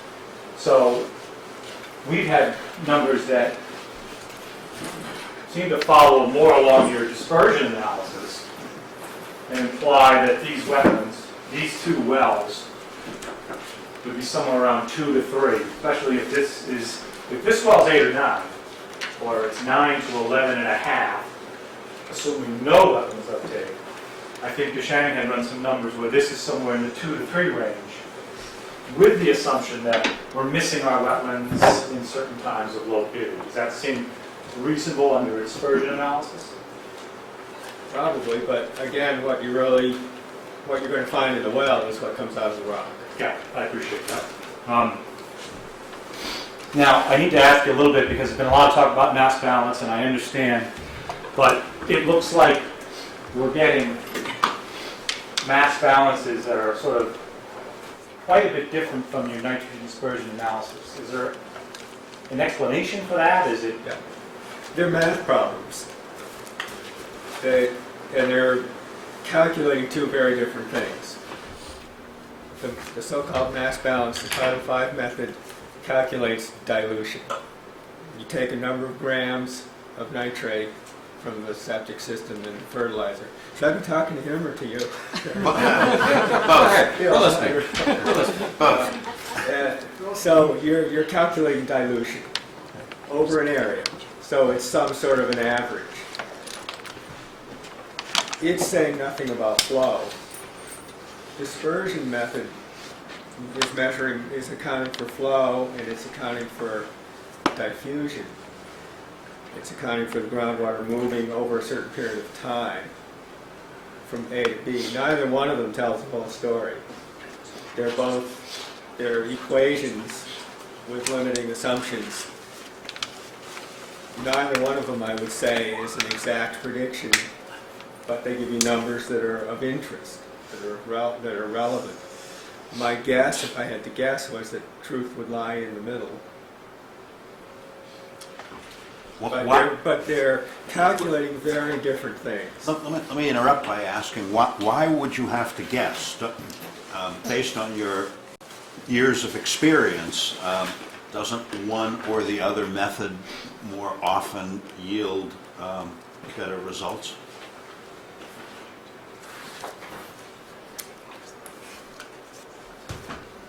I think it's so site dependent, it's hard to say. Now, there are ways of getting a handle on it. You can run a 3D numerical groundwater flow model. There are modeling systems to estimate this. Or you can run the project and put a monitoring well and measure it. That's the only way you're going to know, for sure, is to build it, run it, measure it. But you have to get some kind of handle before it's built so you can decide if you should let it be built. Title V method is used because it's relatively simple and easy to calculate, and everybody can agree on it. We picked it out of the guidelines, even though aggregation of flows don't apply here. It's a method that the DEP publishes that everyone can agree on. So, I've done it other ways at other sites, like suppose I don't lose 18 inches per year, suppose I use some site-specific value, and they said, well, that's not the Title V method. Let's do it Title V way so everyone can compare. So that's the main value of that method, in my opinion. It's set out, everyone can agree on it. Does it give you, is it the right answer? No, it's relevant, but it's not right. It's not really a prediction, in my opinion. But it's related to what's going to happen. It's of interest. And the way the law is written, it matters, or at least in aggregation of flows, it matters.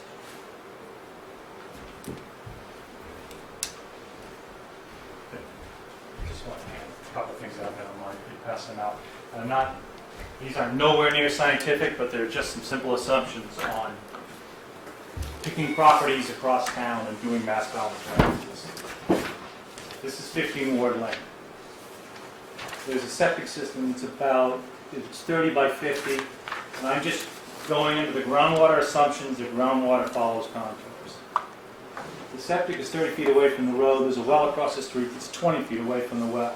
Should a mass balance be used to deny this permit? Not unless It's it's probably an a rhetorical aggregation of flows. Mr. Chairman. Not if it's not an aggregation of flows. But I wasn't asked to rule on permits. I was asked to rule on whether I thought there was a risk. No, I understand that. So maybe I shouldn't address. I'll let you address that the question to board me, I guess. on the mass balance as the godsend measure which we should use. This is That was done over 50 years ago. understood, and that's what I'm saying. These are not permitted by the board locally.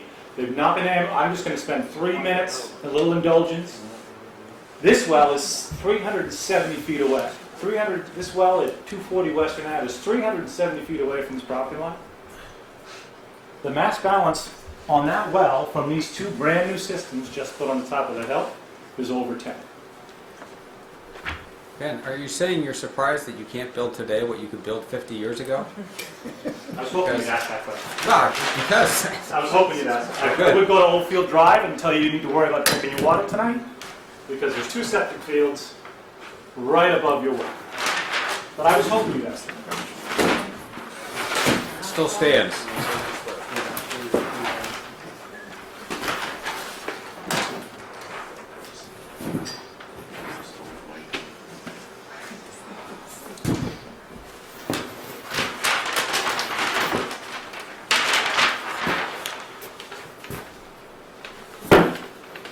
The only project in town that is over 2,000 gallons a day that was recently permitted. So if we think 2,000 gallons is an appropriate measure for mass balance, and maybe it is, it's certainly not what Title V says, but let's use it as our benchmark. This is Abbey Road, The over 55 project. the over 55. Ah. So their design load is 2,700 gallons. Here's the ground contours.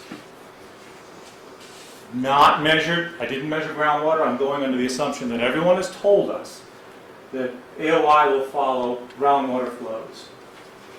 This is a well 200 feet away, a new well. So this on-site well is 200 feet away. The radius is only 100 feet away from this 2700s directly downgraded. I'm sorry, was this done by one of the professionals or by you? By me. Okay. And your professional qualifications are? This is I'm a math major, Okay. believe it or not, and this All is right. all math. Okay. That's All all right. it is math. And I think the shine can back me up on that. But there's a little bit more going on in this that we need to look at.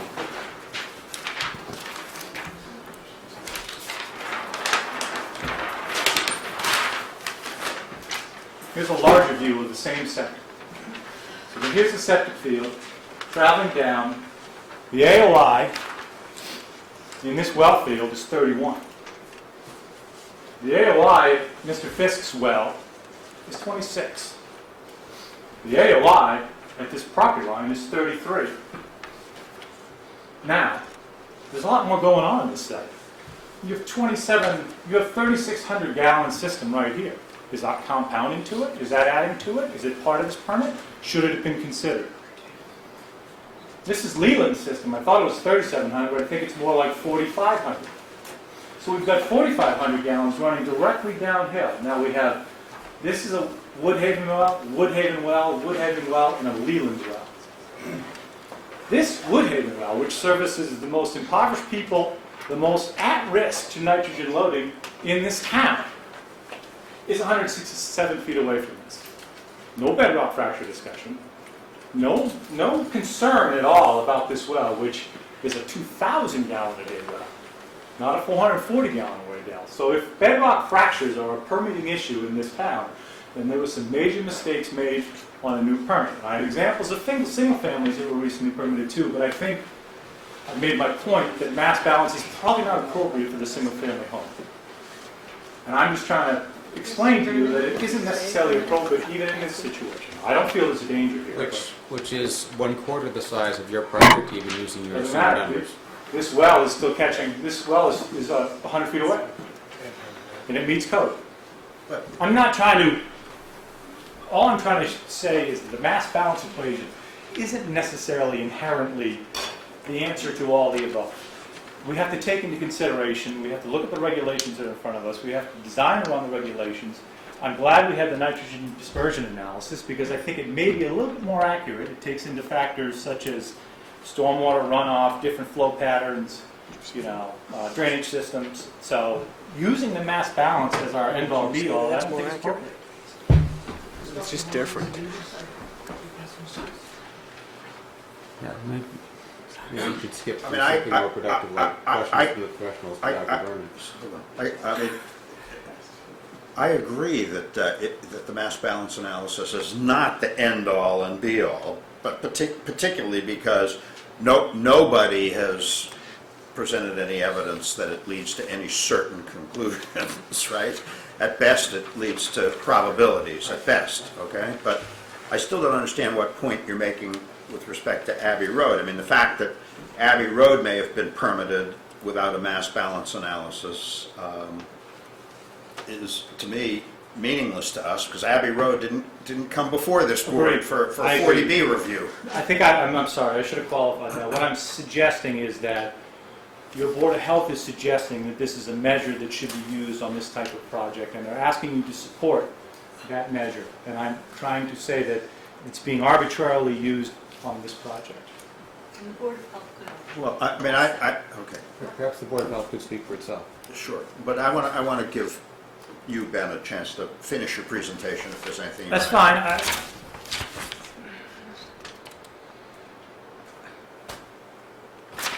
I think that's it. add. Okay. I Darren, think, do you wanna- is it Dr. Vernon want to leave? Yeah, do you, I have a long drive. I understand Yeah. there's at Is least there one more any- you have question some- for any me. last questions for Dr. Yeah, Dr. Wang? Jim, if you mind to come just quickly go over a couple of things. We understand, I really appreciate it, again, so as Ben said, so all your effort and to do a real professional hydrogeologist work and then not just follow the cookie cutter DEP manuals. So we know not only, that's why I'm trying to get a little bit discussion because we're talking to professionals so that we can discuss a little bit more, even conceptually correct approach to find out, to solve problems, because that's what we train for. We are not trained for to make it any legal determination. So if you come close a little, so in your report, you actually mapped a recharge area north of Yes. Washington Street, and Yes. significant. It's like about 21 acres. So 6 acres about Yeah. stratifying sand drift, and then so the rest of it 15 tons. So it's about till. Yes. But so you also calculated the possible recharge, so to it. So I just cut a cross section to get it like very simple, if everybody will see it. That's our leaching field. This is basically about the Washington Street, and this is the north, and that's south. So therefore, if we do a real flow to look at the impact, we have to look in a little bit from the flow, from the contribution, from the local, from the offsite total, to really solve real problem, not just say regulatory. I understand the problem. I think the DEP's method is not just inaccurate. It's just to provide people some kind of rule of thumb. If you meet this 440 for 40,000 gallons, and you are not in direct pass, you don't need to worry about it. That's basically I'm reading, and I think that's because of that method give you that kind of pretty much assurance, and why.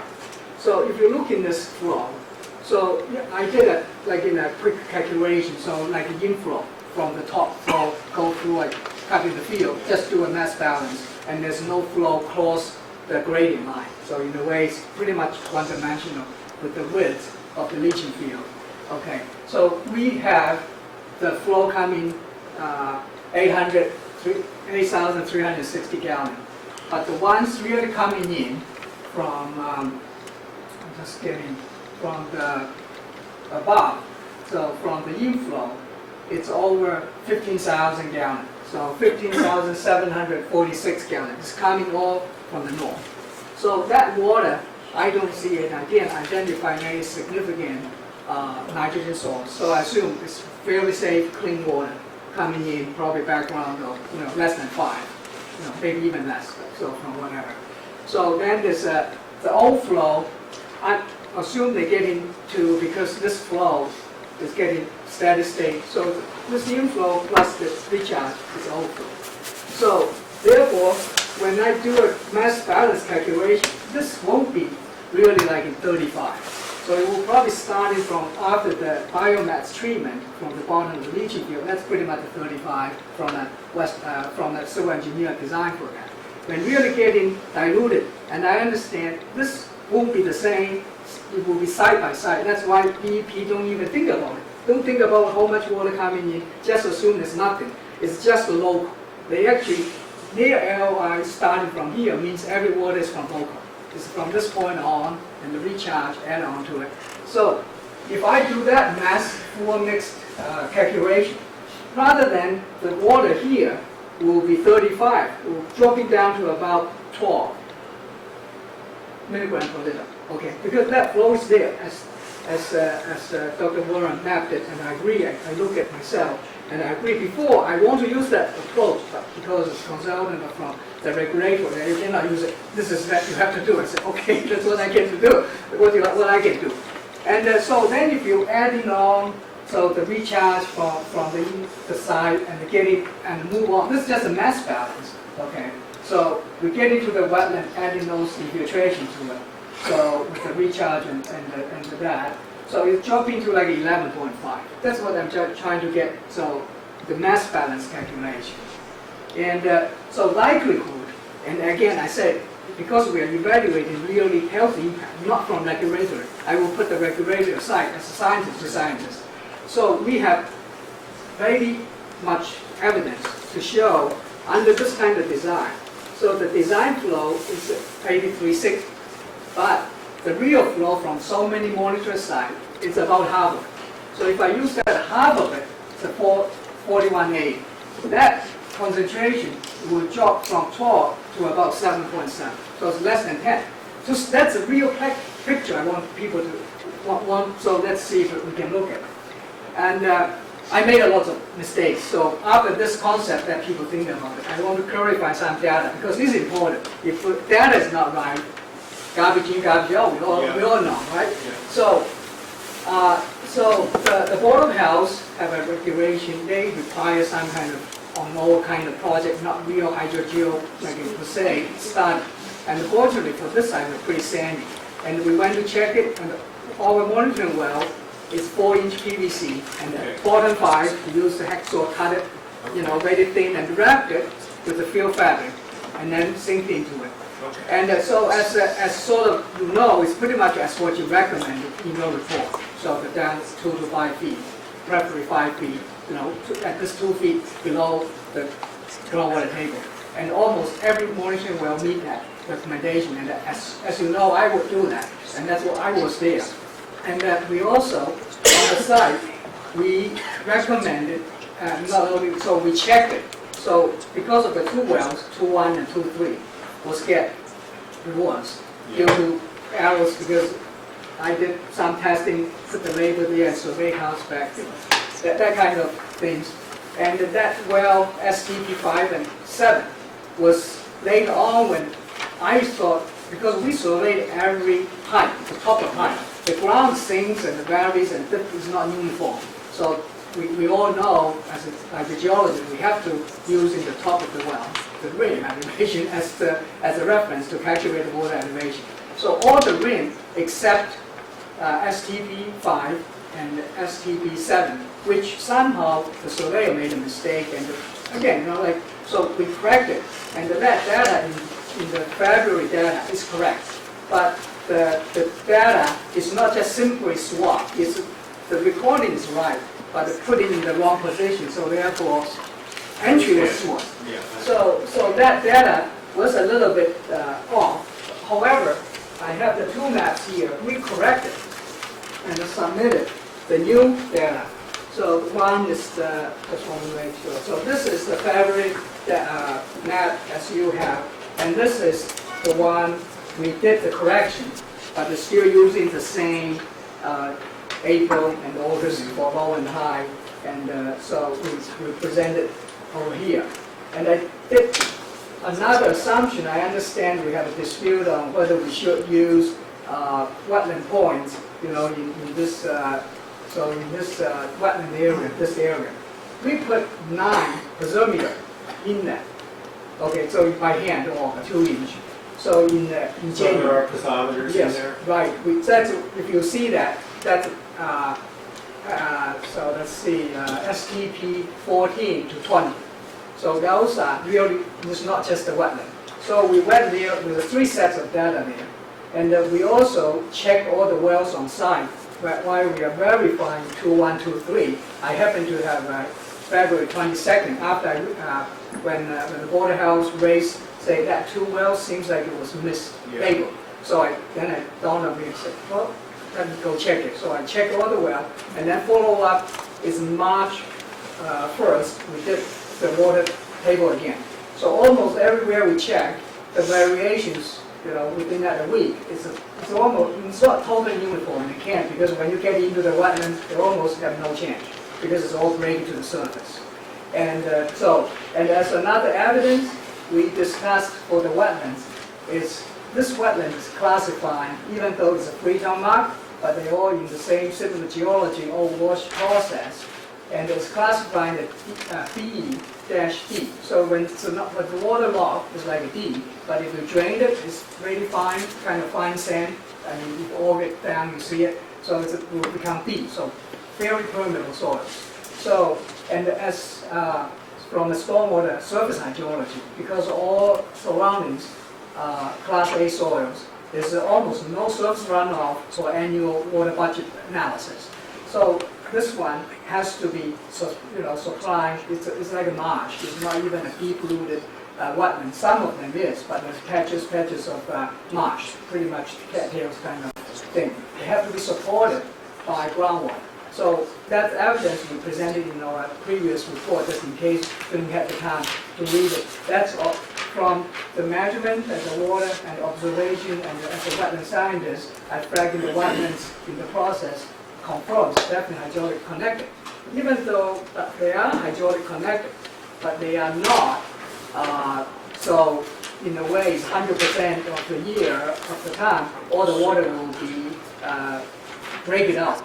So we're probably within 2 feet, because if during the low water growing season you drop more than 2 feet, it won't support that. But wetlands, So- that's my experience. So I'm loath to interrupt your monologue, but so the purpose of this should be either to ask questions of Dr. Vernon about his presentation, or to disagree with any of the conclusions that Dr. Vernon reached. So, yeah, that's my kind of evidence. I want Dr. Moran to understand and asking questions. So based on that one, all the evidence I described to you, would you feel more comfortable know this one as a hydraulic connected one?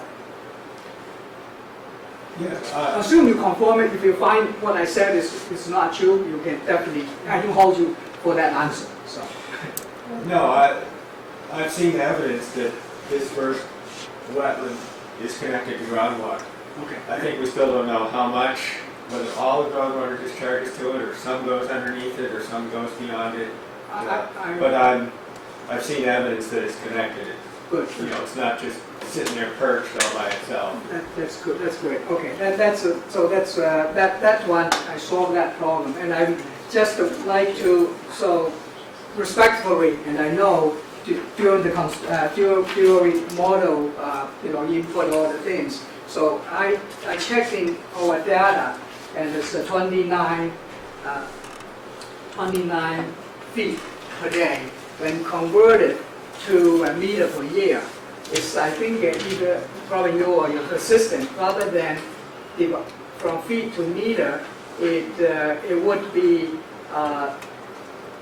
times 0.3048 rather than divided by it.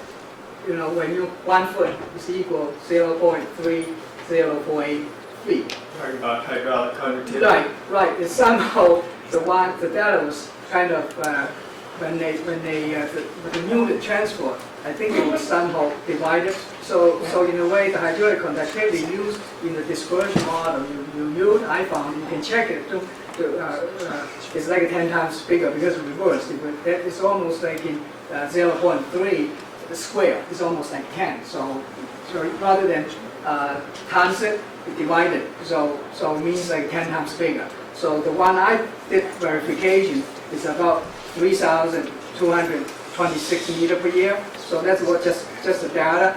And then so in the calculation on the table H1, and it's clearly stated out that the dispersion model didn't consider the offset dilution. So I have a diagram over here.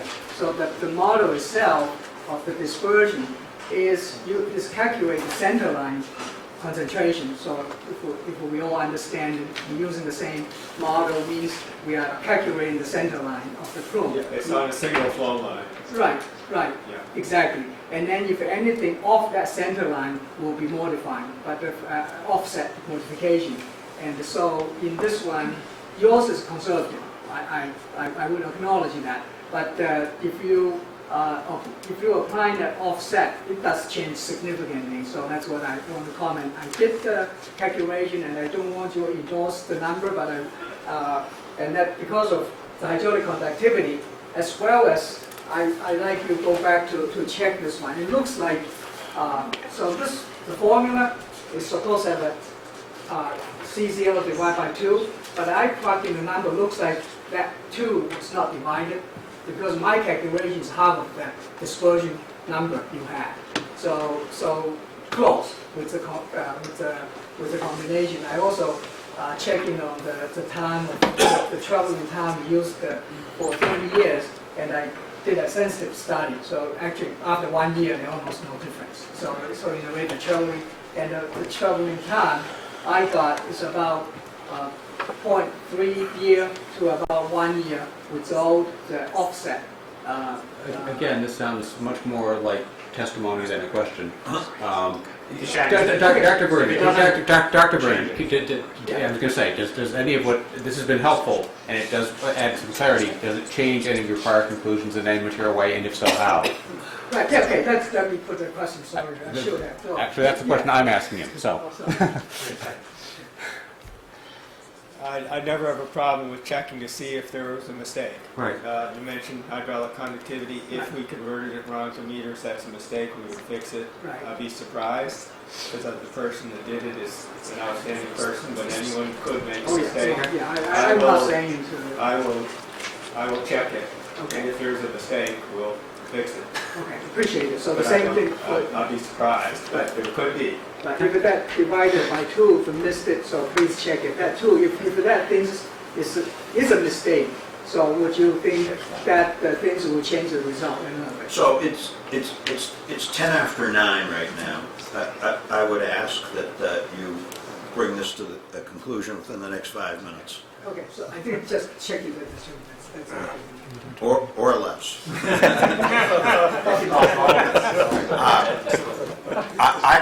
There are a lot of hands that have gone up now, but I want to ask a quick question of Ben with respect to this handout that you just handed us a few minutes ago. Yeah, sir, copy.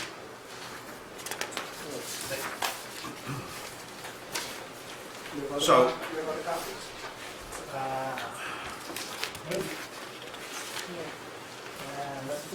you can have mine after I'm finished asking this question.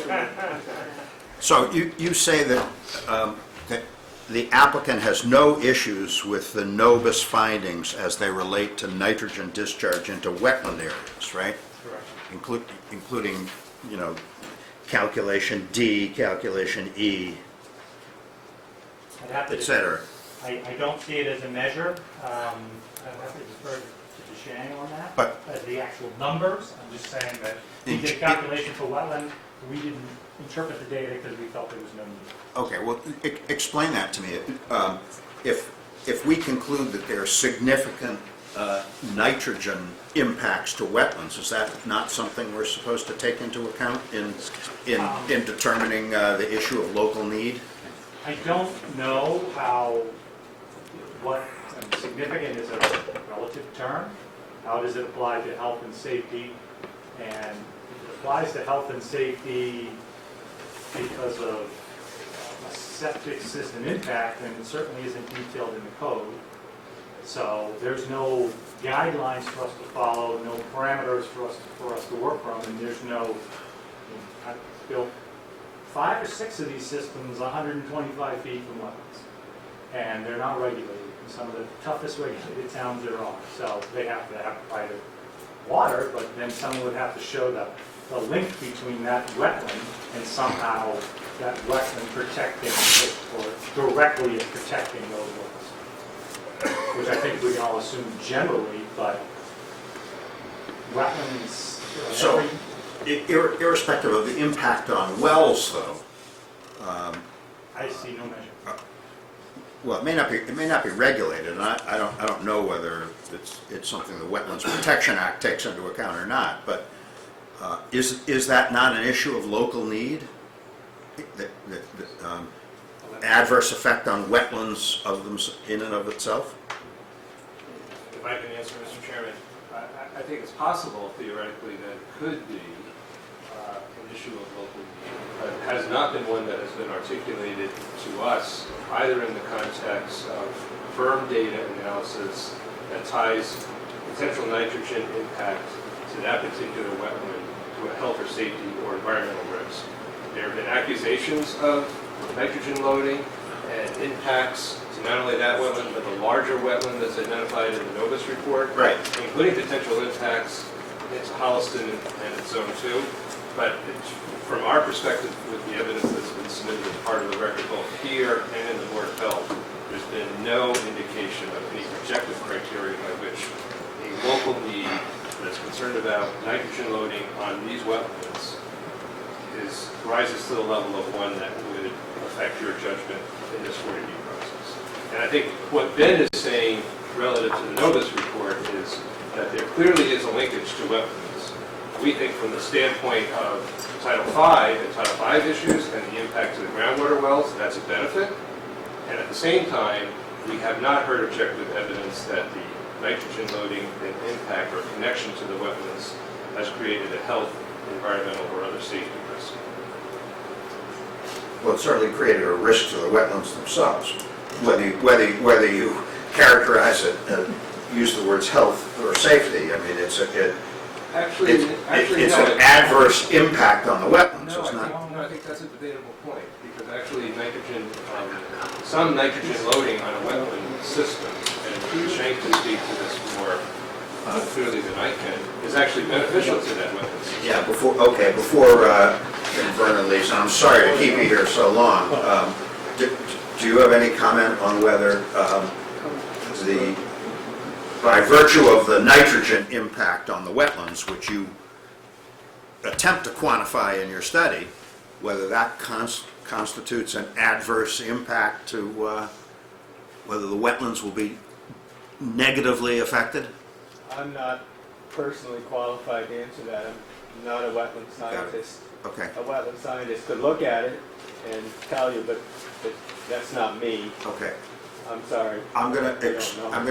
Okay, a question for Dr. Vernon before he leaves. I have a question for Dr. Vernon. Go ahead. Pillion, 9 Parks Drive. Yep. Dr. Vernon, are you allowed on the site to survey the site itself or look at the site or walk the site? He said no. No.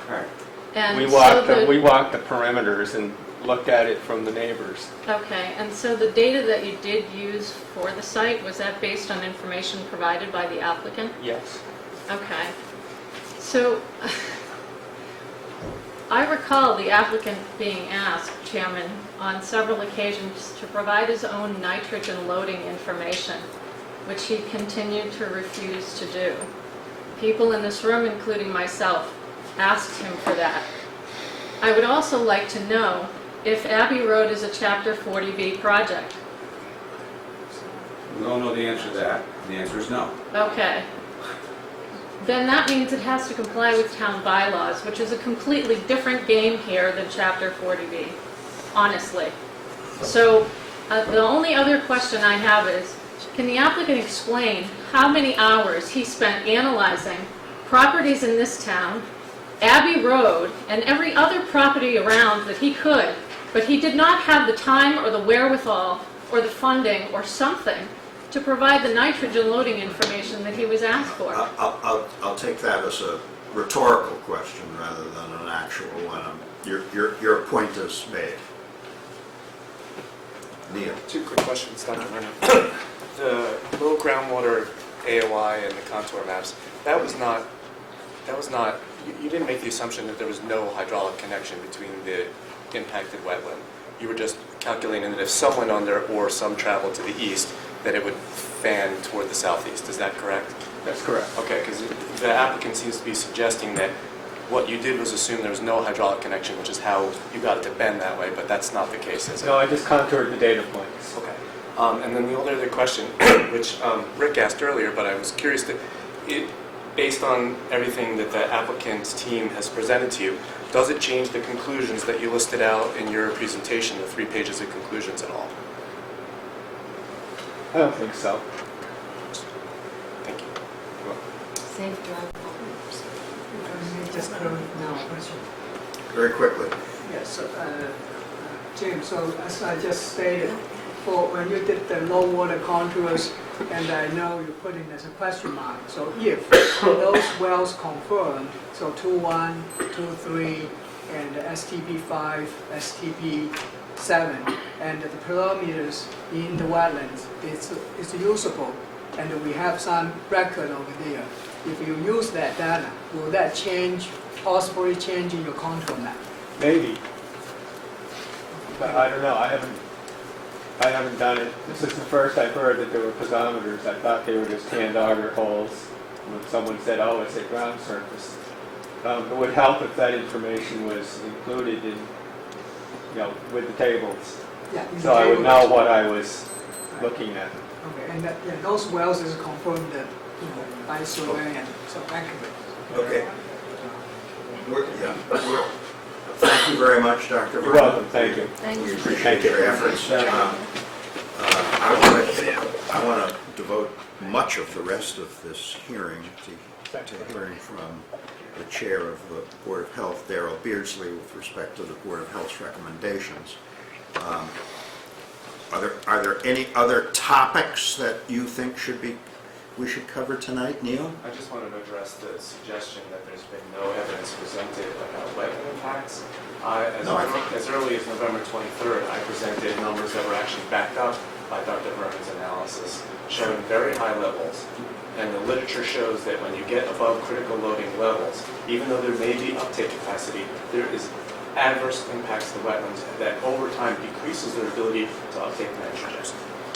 No, I'm aware of what you've previously submitted. Ben was taking the position that it's really shouldn't be a consideration of ours, and I was questioning that, that's all. His attorney was stating that there's nothing that's been presented, and I wanted to contradict that statement. No, there has been. May I clarify, Mr. Chairman? Yes. I'm hoping that I clarified his comment with respect to it doesn't matter. What I want to clarify is that the issue of wetland degradation could be an issue of local need. What I then meant to say was that there has been no objective measure that indicates that the nitrogen impact and connectivity to this wetland system will degrade this system. There has been testimony that it would or could degrade the wetland system, but I have seen no objective measure that it will. That's my point. All right. Can I respond to that? Very good. There was a letter from the Conservation Commission to DEP dated January something, We which have it. specifically cited independent scientific studies that say that 35 pounds per acre is a threshold of degradation of the wetland. 35 kilograms per hectare Yeah, per which is year. roughly 31 pounds. It's a close analogy. And then the evidence from Mr. Vernon tonight, or in the report, was that this project could generate up to 1,600 kilograms for this project. The Conservation Commission calculated 600. So under either method, there is, I think, independent evidence of degradation. And this is governed by the local bylaw. We got it. I'd like to suggest we take a 5-minute recess and then hear from Darrell Beardsley. Okay? At a little after 5 o'clock this afternoon, the Board of Health emailed to us a detailed memorandum concerning, at least in part, the basis upon which the Board of Health made its decision a few days ago to deny the application for a Title V permit, and also summarizing its votes with respect to the applicant's waiver requests of the local Board of Health regulations. Did the other members of the board get a copy of that email? Did. So it would have been this, and There were several pages. wasn't this together? I think they came out, Jeannie maybe sent me over the weekend. Didn't see something. No, it came out at 5 o'clock today. Okay, so There were a few levels of things that we prepared.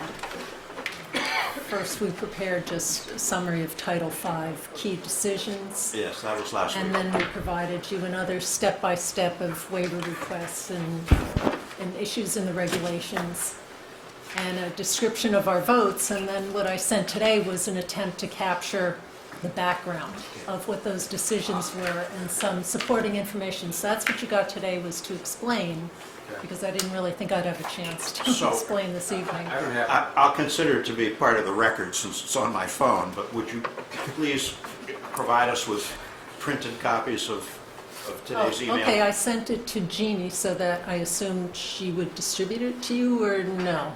You need, okay. What Jeannie has, we don't necessarily have unless she forwards it to us. Okay. Thank you. Okay, but So you want me to provide you printed copies through Jeannie? How do I get printed copies? Just loop back with Jeannie and make sure she's gotten to us, Okay. one way or another, by hook or by crook. great. All right. All right, so Please summarize the same information that's in this email. Okay, well, that's the 17, 18 pages. Okay, what I was going to do, because I just assumed I would have about 5 minutes, and I'll start with that, is Okay. a really high-level view of what we had. So we've heard the different hydrogeologists talking, and I'd say from,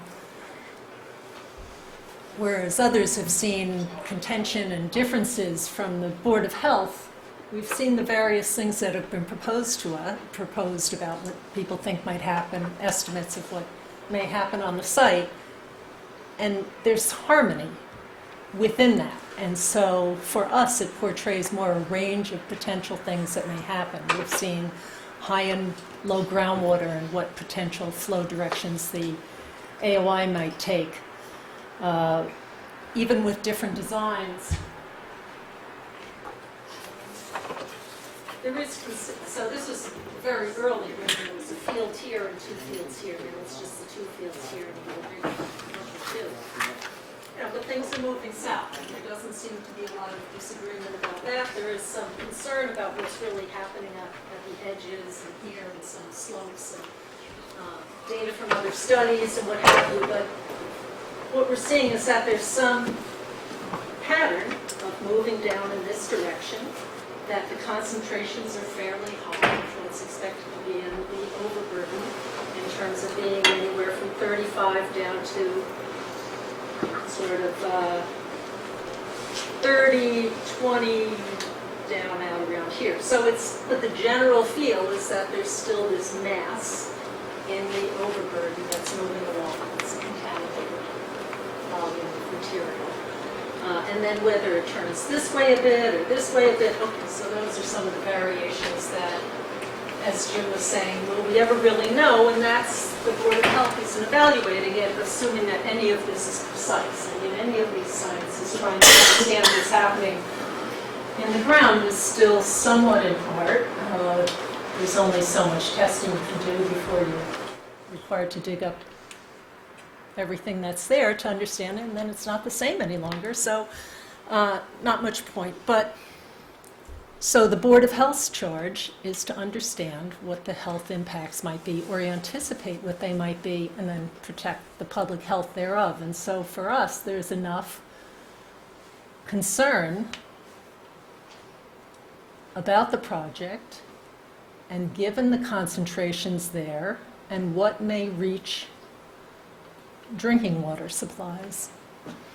And as has been described several times tonight, the idea of something being in the overburden, so whether it's landing right on top of a well or not is not the only factor. Now, again, if there is connection between the overburden and the bedrock, I think we're all getting that now, but if the cracks are able to carry it over to another location, it seems that with this number of wells, with the kind of draw that may be taking place and other dynamics, we can't be sure, but the Board of Health is not comfortable saying that people will necessarily be safe there. And that's what we are supposed to do, is try to anticipate that. So as we went through, we did go through piece by piece, but this is a major factor, is that we can't get around the fact that there is a lot of stuff going in one place. It's very dense. You're not getting out of that by having the dilution, and it's a risk. It's a risk. And can we be positive that it's there? No. But we can't be positive that it's not there, and things speak that it would seem like there's some reasonable likelihood that it's going to reach drinking water wells. And without special provisions to be ready for that, or to prevent that from happening, such as having, as we've discussed, you have a wastewater treatment plant and you're achieving much closer to drinking water quality for the treated effluent that's going into the ground. So that would be a whole other starting point, or a lower volume of flow would be a whole other starting point than what this is. However, we did go through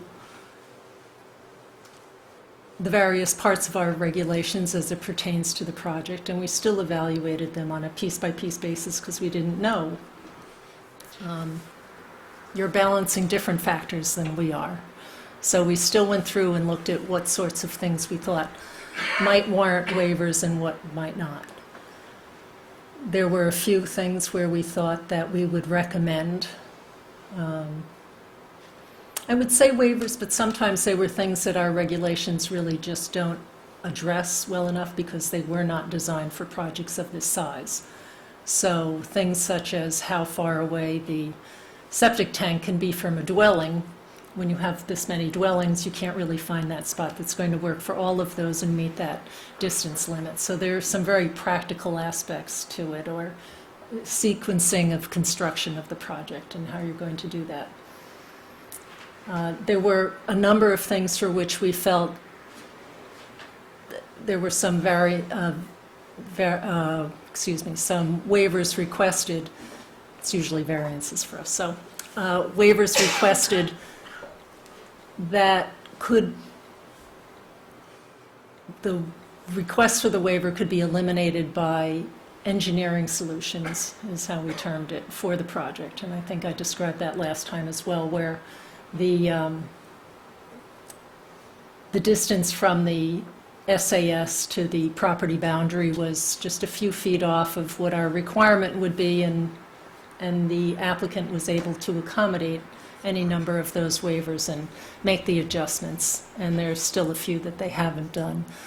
So do you, again, in this memo that I sent out today, what I was trying to do, again, not anticipating that I would have the time to go through it, and I'm happy to do that, but I tried to include things that we spoke about within our meetings, topics of discussion that had bearing on each of these, just so you would know some of the thinking.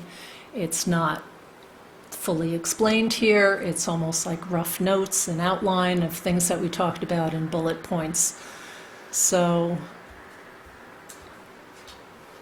I don't know if you want me to go through that, but I think there is something beyond this that's still outstanding for anything that may be considered in the future of how this project may be approached, and that would be contingency plans, which really hasn't been looked at very closely for the project. Of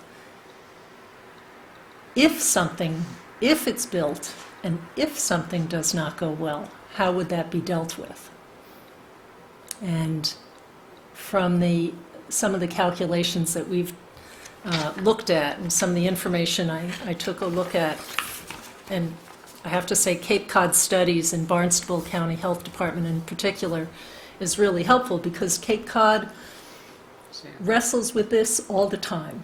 The impacts of septic systems on their water supplies is something that's been a problem for a long time there, and they've had to look at all sorts of innovative solutions, and they've studied it much differently. So when people question whether there's really risks from how septic systems are performing, we've got it right in our backyard.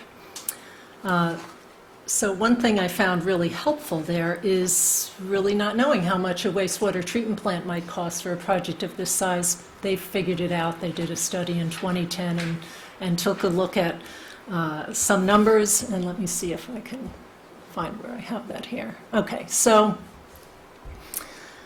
and this was the Barnstable County Wastewater Cost Task Force.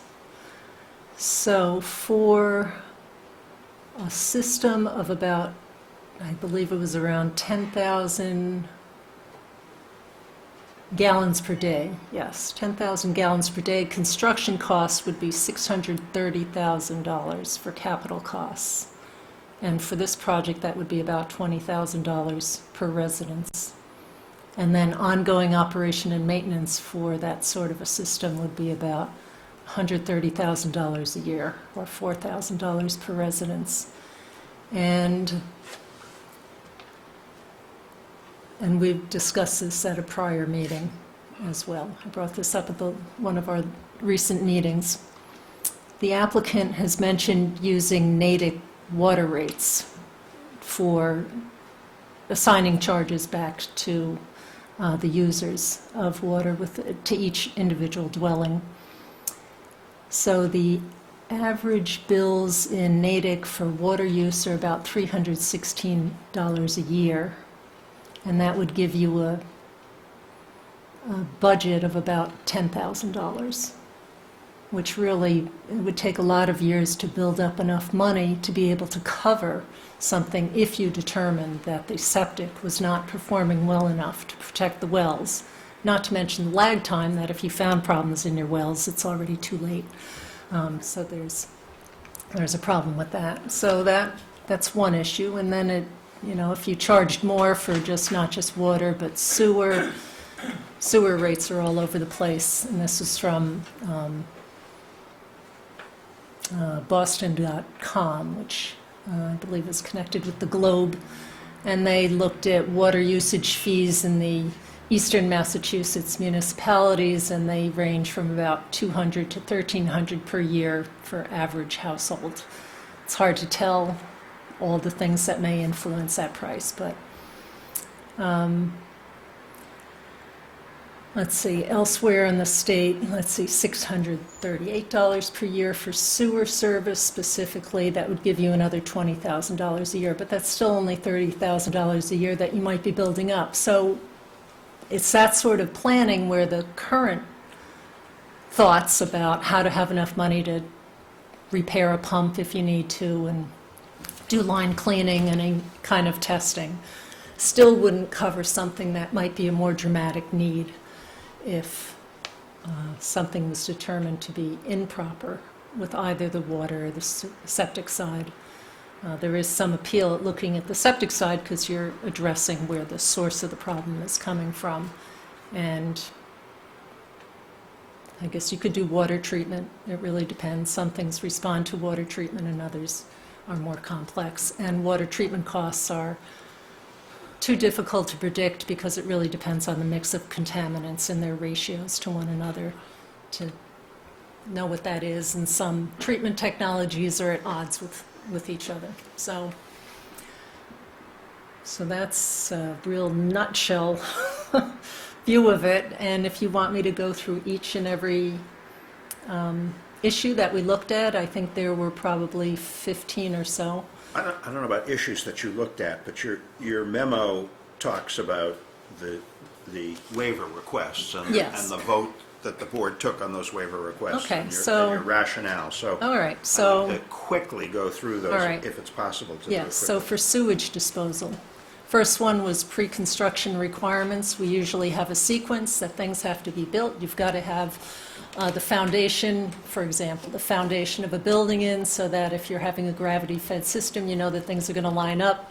Doesn't work in this case because you've got too many things going on. But there are ways. You approved that waiver request. We approved it because there are conditions that you can put in place so that you check things along the way. There's some risk to the applicant that they've really got to do their homework to make sure that they're getting it right, because they could find themselves in a bind at some point. But there is some checking. We talked about additional inspections that would have to take place, about potentially setting up either a different fee structure for using the health agent or third-party fees. So we did go through that, and that's the general gist of that one, is that it's a very practical thing to do when you're doing a project of this size. And let me interrupt you for a second and turn to Ben. You're agreeable to those conditions, to that particular waiver? There weren't any specific conditions, but we just agreed that it was not required to waive them, if I recall correctly. We did talk about the fee structure potential. We talked about negotiating ahead of time about how things would proceed. And well, there's a number of conditions that are listed on this memo, like wells will be installed and tested for quantity and baseline quality first. Yes. Health agent inspection provisions for each individual unit. During full build out, the septic tanks are not to be used as tight tanks. Those things. That's what I'm asking about. I don't have that. I have what they issued Friday, maybe? That's what I have. Yeah. Yeah, so some of those others were recommended conditions to you for your consideration. In the motion are the ones that we talked about. So the motion has no certificate of compliance can be issued until the sewage disposal system has been completed, and the health agent and design engineer have certified compliance, et cetera. So, Those are all fairly typical conditions, so, I mean, Well, which are you recommending to us? The conditions included in the motion, or? both. Both. And they're saying they've only seen the ones in the motion and not the... We've discussed all the others at various meetings. These were the key ones that are in the motion. Yes. all I have is the document dated March 4th. Yes, and I sent something out Dated today, March 7th. this afternoon. So, Mr. Chairman, I guess there are general concerns about the status of the record and what's being introduced tonight, particularly for closing the hearing. I think everyone in the room hopes that that will be the case. And so I want to go on record by saying I have a good degree of concern about this relative to what was submitted this afternoon, that you're looking at your phone to determine what it said were excited. I do want to go on record that I have reservations about what that says, how that differs from the document that we received March 4th. Okay, let's. But I can say, in that same breath, that if we go back to the hearing that we attended last week at the Board of Health, that we agreed generally to all reasonable protocol with respect to testing and monitoring of not only the well, but the septic field. And I wanted to say that in part in rebuttal to Chairman Beardsley's comment, that there has been, that the application is devoid of protocol relative to risk assessment. I mean, not only have we spent a great deal of time looking at it in the pre-construction stages, but we have agreed to do drawdown testing before anything is activated. And we have agreed to have mechanisms in the condominium documents by which condominium would police what goes into the system. And there has in fact been testimony by Stephen Smith, the peer reviewer, on the issue of nitrogen pollution. If that's what we're focusing on, and we've spent a great deal of time on nitrogen impact to health, that if there was a problem, you would simply discard the septic system and look to build a packaged treatment plant. You would simply put in a water filtration and purification system, and his testimony was, at the last zoning board hearing, was that that was fairly reasonable and economic to do.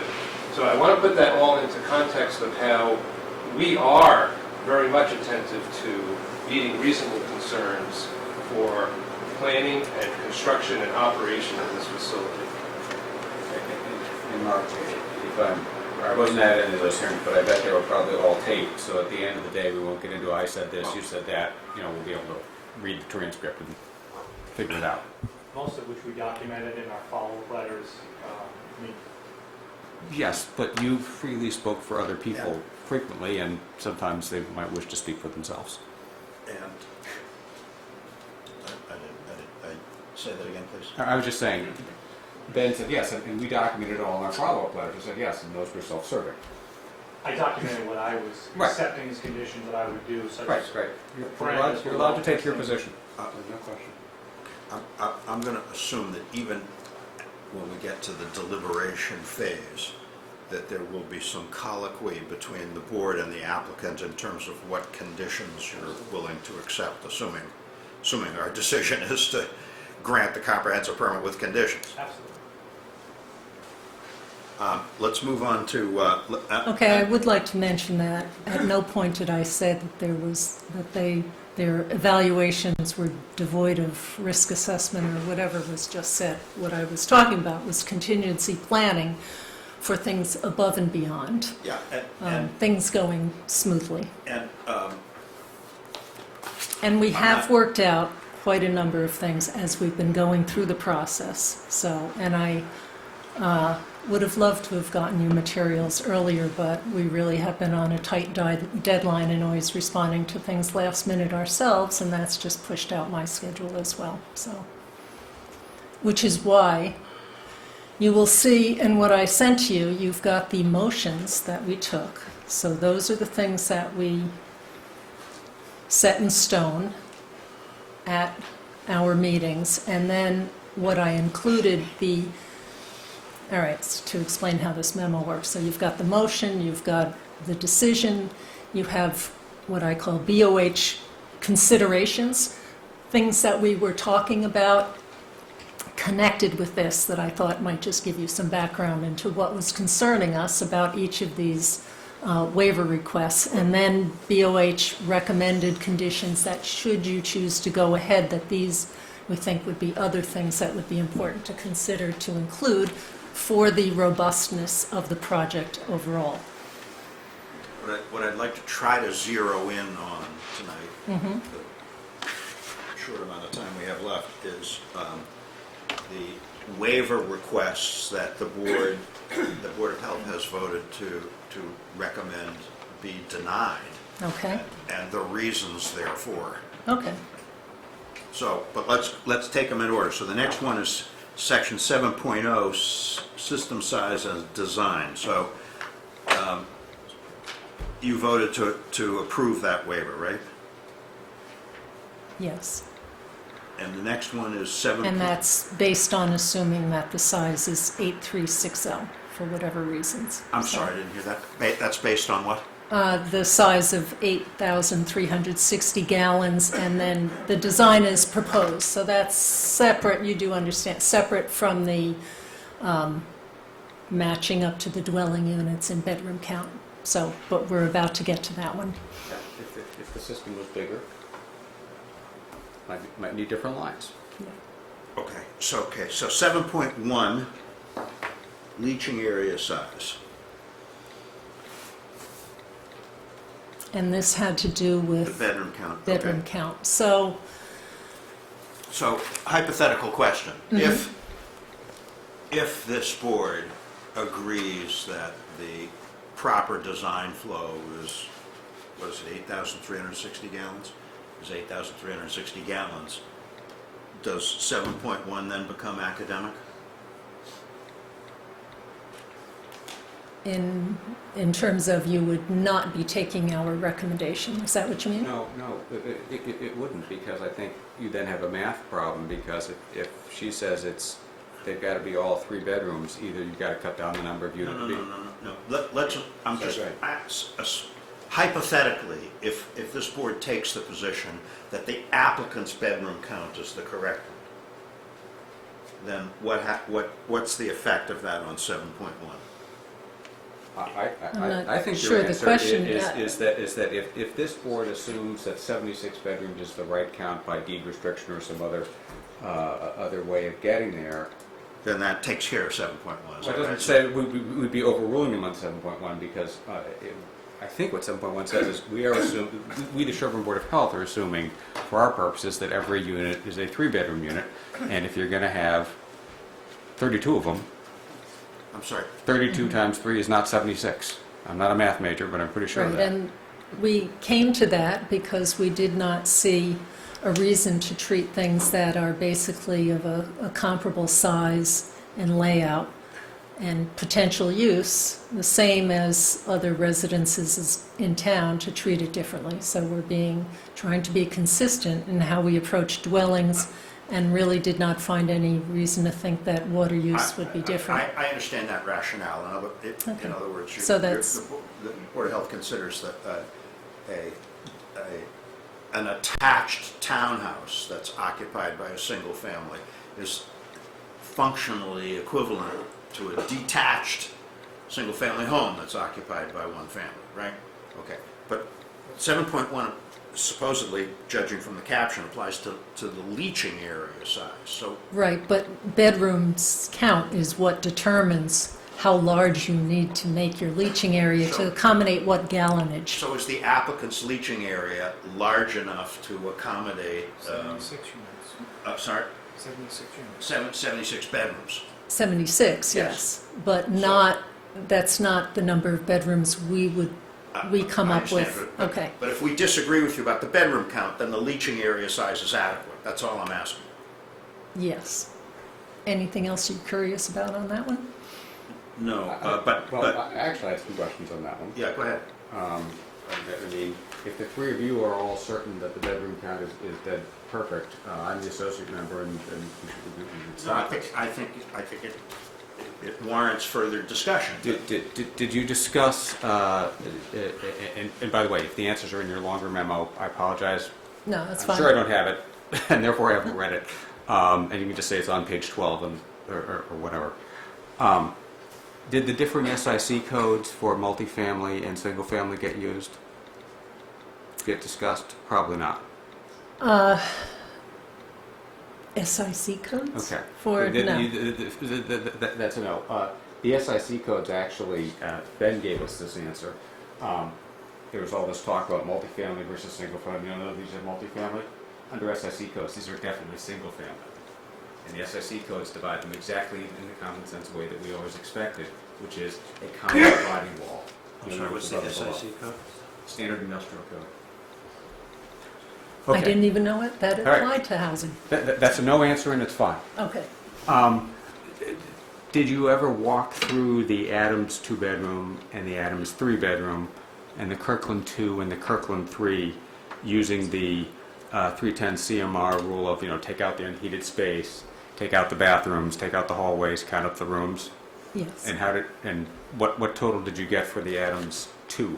So all right, I didn't bring all of that, so I don't really recall. But that's in your records. We'll be able to see all that stuff. I know a lot of things came out to 7. There were some 6-room, and maybe some 8. I don't know. Okay. Does anybody from our board All right. remember? So. Okay, right. Fair enough. Fair enough.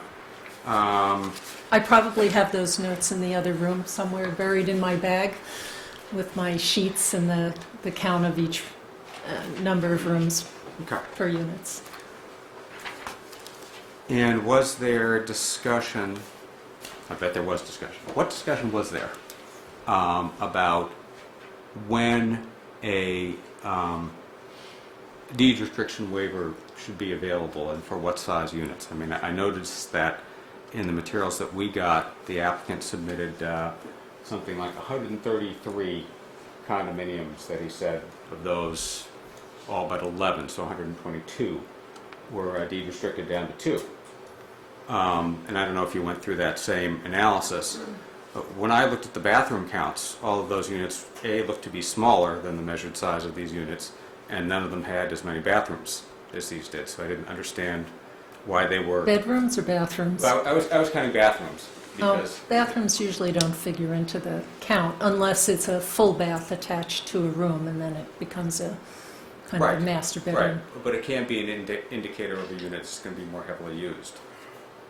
And what I thought was revealing was that not only were there no projects where there were soda straw wells pulling up, same place the septic is going down with this level of density, but all of the examples seem to prove the opposite of what the applicant did. So I looked at, and again, I didn't bring all that detail, I can find it, but there were projects referred to that were in Wayland, I want to say Sudbury, Southborough perhaps, or Westborough, one of those. Yeah, and I think that was one of the points, was they only And- selected ones with public water so they could measure the public water. But there didn't seem to be any... There weren't any examples of this sort of circumstance where you have both on-site well and septic, and frankly, all of those had water supplies off-site, I believe. And then one had septic system on-site. All right, and did your discussions on whether or not to grant waivers down to 2 bedrooms, the deemed 2-bedroom approach, involve any discussions with Mass Board of Health and their practices? There's a Mass Association of Boards of Health, I think. We spoke with our health agent who's familiar with looking at these things in other towns, but again, without having both on-site well and septic, what we were seeking was to be more protective because all of the regulations are shaped around bedroom count. That is the starting point. And when we don't really have a backup, if you're connected to the sewer, there are ways that or to a wastewater treatment facility on site, which I think a couple of the projects had. That gives you an opportunity to be measuring all the time, how are things working, how are flows looking, do you need to do some sort of outreach to those folks who are contributing to the system? Do you need to have some low-flow toilet program? Do you need to put other restrictions? Do you need to put more filters in? There are mechanisms set up so you would be catching that, whereas with most of the systems that we permit in town, you're hoping that they're just going to run on their own fairly unattended. And this is a very large system to hope is just going to run on its own unattended. And when you have things combined too for this many units, you could have one unit doing something really wrong and destroying the bacteria that exist out in your soil absorption system. So the risk is just higher for something going awry. And so by sticking to the bedroom count, and we didn't see anything in Title V that required doing a deed restriction. That is an option. It was not a requirement to do that. We didn't think it was appropriate to be using here, again, because of that protection factor. Those are my questions. Thank you. Okay. So, Rich, can I make one point on that? Please. With regard to the bedroom count, there's definitions in the state Title V where it talks about finished basement. And we saw where a majority of the basements would be finished here. Furthermore, could be separated from the rest of the house with a separate door to stairwell from the kitchen. And they also had windows to the outside, walkout doors to the outside, and a half bath. So in that regard, based on state Title V definition, a finished basement would be considered possibly a bedroom. The last point I want to make is on the Kirkland 2 to 3, Rich, like you mentioned. Yeah, what you just said is not actually what the regulation says, but it's close. Go ahead. Okay. There's a design of the Kirkland 2 versus the Kirkland 3, which is, it's an open area on the 2, but if you add a wall and a half, it becomes a bedroom on the Kirkland 3, and that was confirmed by the applicant that all it takes is a wall, so to speak, and a door to create another bedroom. So that would potentially be a finished basement plus a Kirkland 2 with its wall to become a Kirkland 3 could be a 4-bedroom. So that's what. Right. But excuse me, the issue for us is not what the bedroom count is under Title V. Board of Health has already decided that. It's within your purview to decide that. The issue for us is only whether we should waive the local regulation pertaining to bedroom counts. I don't agree that that's true, but let's keep going. Which part of it don't you agree is true? That the fact that the Board of Health simply said, no, we're presuming 3, is the end of the inquiry and there's nothing else for us to do by way of conditions or thought. But you agree that it's within the Board of Health's purview to decide the bedroom count under Title V, not us. For their purposes. And for ours. We're not making a decision on Title V. We can have this debate when we're not taking up everybody's hearing time. Mark. Just very briefly, two clarifications here. One is, in part, we would argue that the local regulation is inapplicable to this development. And so that whole kind of single-family residential use versus what this is being proposed as, and also recognizing that it is somewhat different than what the town has experienced in the past, that we are unique in that regard, and that the local reg doesn't apply. And assuming it does apply, the reason why we submitted the materials on the volume that's generated based on similar types of developments in surrounding towns, whether you're on a well or on water, was to prove that if there was a local need to be more restrictive and to regulate this development as a single-family home in much the same manner as you regulate every other residential development. We wanted to show that there wasn't necessarily anything unusual about flow coming from this, despite the fact that it's a townhouse, despite the fact that you're not used to townhouses, despite the fact that you're not used to 40B developments. And in fact, the flow levels are quite less than what the design capacity is of the septic system. And so if there was a local need, we feel that we rebutted it from the sense of supplying the information on actual flow data in other communities. And I'll mention that the Mass DEP is very clear that water meter readings are not to be part of the determination for residential leaching area size. It's by bedroom count. Right. This is the same argument we've heard all along. No, 110 is too low. No, wait, it's too high. We understand. It's not up to us to make that Right. call. It's strictly on bedrooms. All right, 8.0, vertical grades and cover. So there are a number of issues under 8.0. One is that you denied the waiver request, or voted to recommend that we deny the waiver request for the required 2-foot maximum cover over the leaching field. Is that right? Yes. The last I heard, I had been led to believe that there was going to be a compromise on this, something like 2.5 feet. No? Did I get that wrong? I guess so. Okay. So, give us your rationale for recommending that we deny this waiver request. So we looked into what the options would be. Title V does permit up to 3 feet of cover. We have 2 feet of cover. The health agent has advised us, based on various trainings that he's had, that somewhere between, I think, 9 inches and 2 feet has been considered an optimal to promote evapotranspiration. And coincidentally, just a few weeks ago, he was at a conference, and someone from, I think, University of Maryland was speaking on this topic about minimizing cover, and sort of in that 1 to 2 foot range is what you want to target. In part, it would allow roots from grasses and that sort of thing. You don't want tree roots or something large and really deep going into your septic system and disrupting it, but that helps to uptake some materials as well, and that, again, you're allowing some aeration, and the system performs better with that. So going up to 3 feet, and here's also another basis of this, is we felt that there would be an engineered way around this. There were discussions about, rather than sloping the whole system, because the issue was the slope that they need to achieve for regulatory requirements. These are really large fields, so they are much larger than what we'd normally see. Yeah. They're sloped like this, whether they could have been bent, and sloped 2 different ways, have 3 fields instead of 2.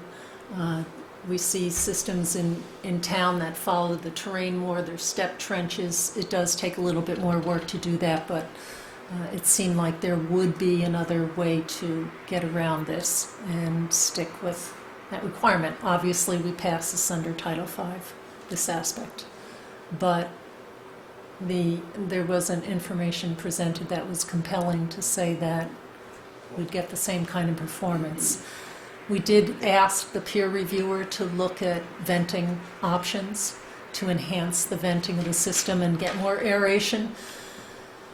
The problem is that what's provided would help aerate the lines, but it wouldn't take care. So you have the line running here, and then you have the soils to the side. It wasn't going to really address the soils around it, and that's really what we were after. So accepting the fact, which I do, that a system with 2 feet of cover performs better than a system with 3 feet of cover, right? That's what you're saying. Mm-hmm. The question for us is, does requiring only 2 feet of cover serve an important local need that outweighs the regional need for affordable housing? And if so, why?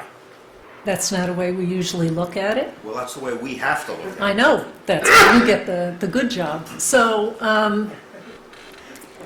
we did consider the overall average, right, for the system. So you've got one side that's 1 and the other side that's 3. The average would seem to be 2. But it might mean that part of your system is underperforming.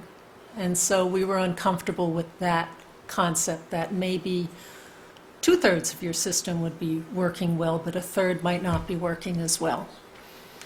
Yeah, but I don't understand what not working as well means, really. Breakdown of pathogens, treatment of, well, certainly on the nitrate side, having roots be able to get down there. Things growing is one of the best way to use nitrates, otherwise they just go right into the ground. Theoretically, a system with only 1 foot of cover would work better than a system with 2 feet of cover, right?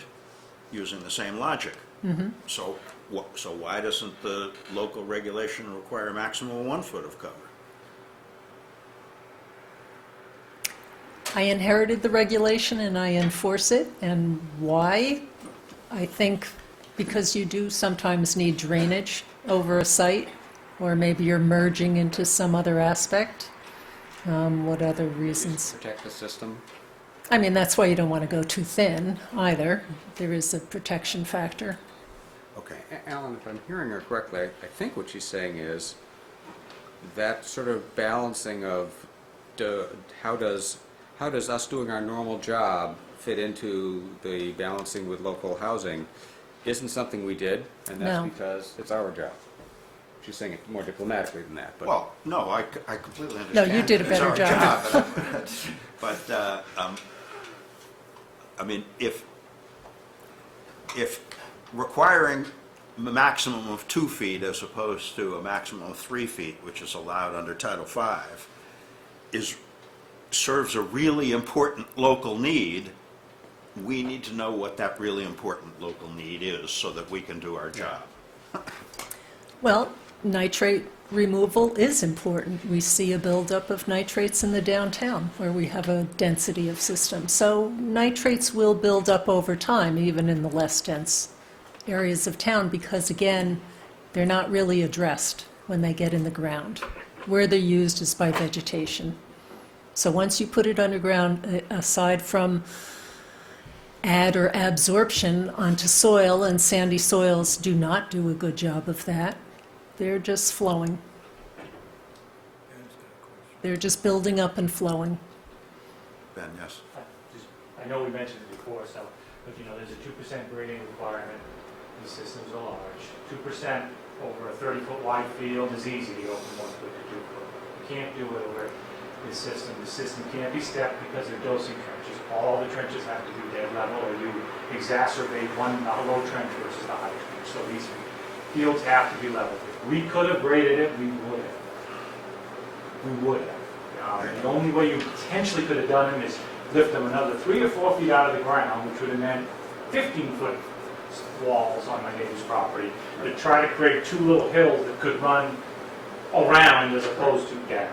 it's a geometry problem. So if we could have done it, we would have, but there's just no physical way on fields these size, and they're extra aerated, and with gravels at less than 2 minutes an inch, I don't care if there's 6 inches, it's never going to be absorbing nitrogen because that nitrogen is going straight down, as we understood. So even if there's 6 inches of loam, it's not touching the nitrogen from the septic, because here's your loam, there's 4 inches, here's the dosing line. If that liquid is getting above the dosing line to be absorbed by the grasses, something's wrong. So is the answer maybe as simple as, look, ZBA, I can't give you a magic reason why no more than 2 feet is that much better than no more than 3 feet, but that is how we've done. Mm-hmm. I think that's responsive. Okay, And I will note that here's an example, I believe it was here, of an additional recommendation. If grass cut, that again wasn't part of our motion when we were talking about this, but for the grass cover over the fields to promote deeper root growth, it would be a good idea to not do the kind of standard irrigation that's done on fields. That's done daily, because that just promotes very shallow root growth if you're always providing the water to the roots. So not watering it in that way would force the grasses to send their roots deeper, which might help with this. So those are some of those additional recommendations that we talked about in our meetings, but again, we're not part of our official votes. okay, ready to move on? Something Okay, you want to add? the next motion says that vertical clearance will not be determined until on-site data is collected from monitoring wells on March 1st, 2016. Okay, that was the first. What happened is the questions around whether some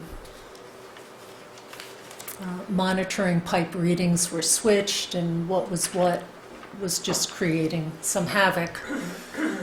And so we weren't ready to vote on this. So this is academic now? No, so they went, right, in the sense that they went back out in the field and got the measurements, were able to determine this. We had a groundwater profile that we reviewed for quite some time last Wednesday night.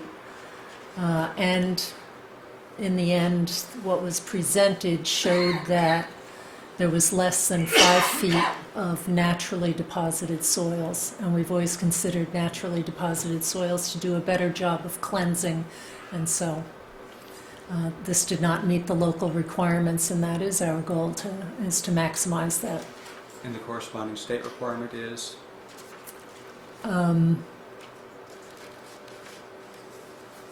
Is it 4 or 5? 0 for naturally deposited, so.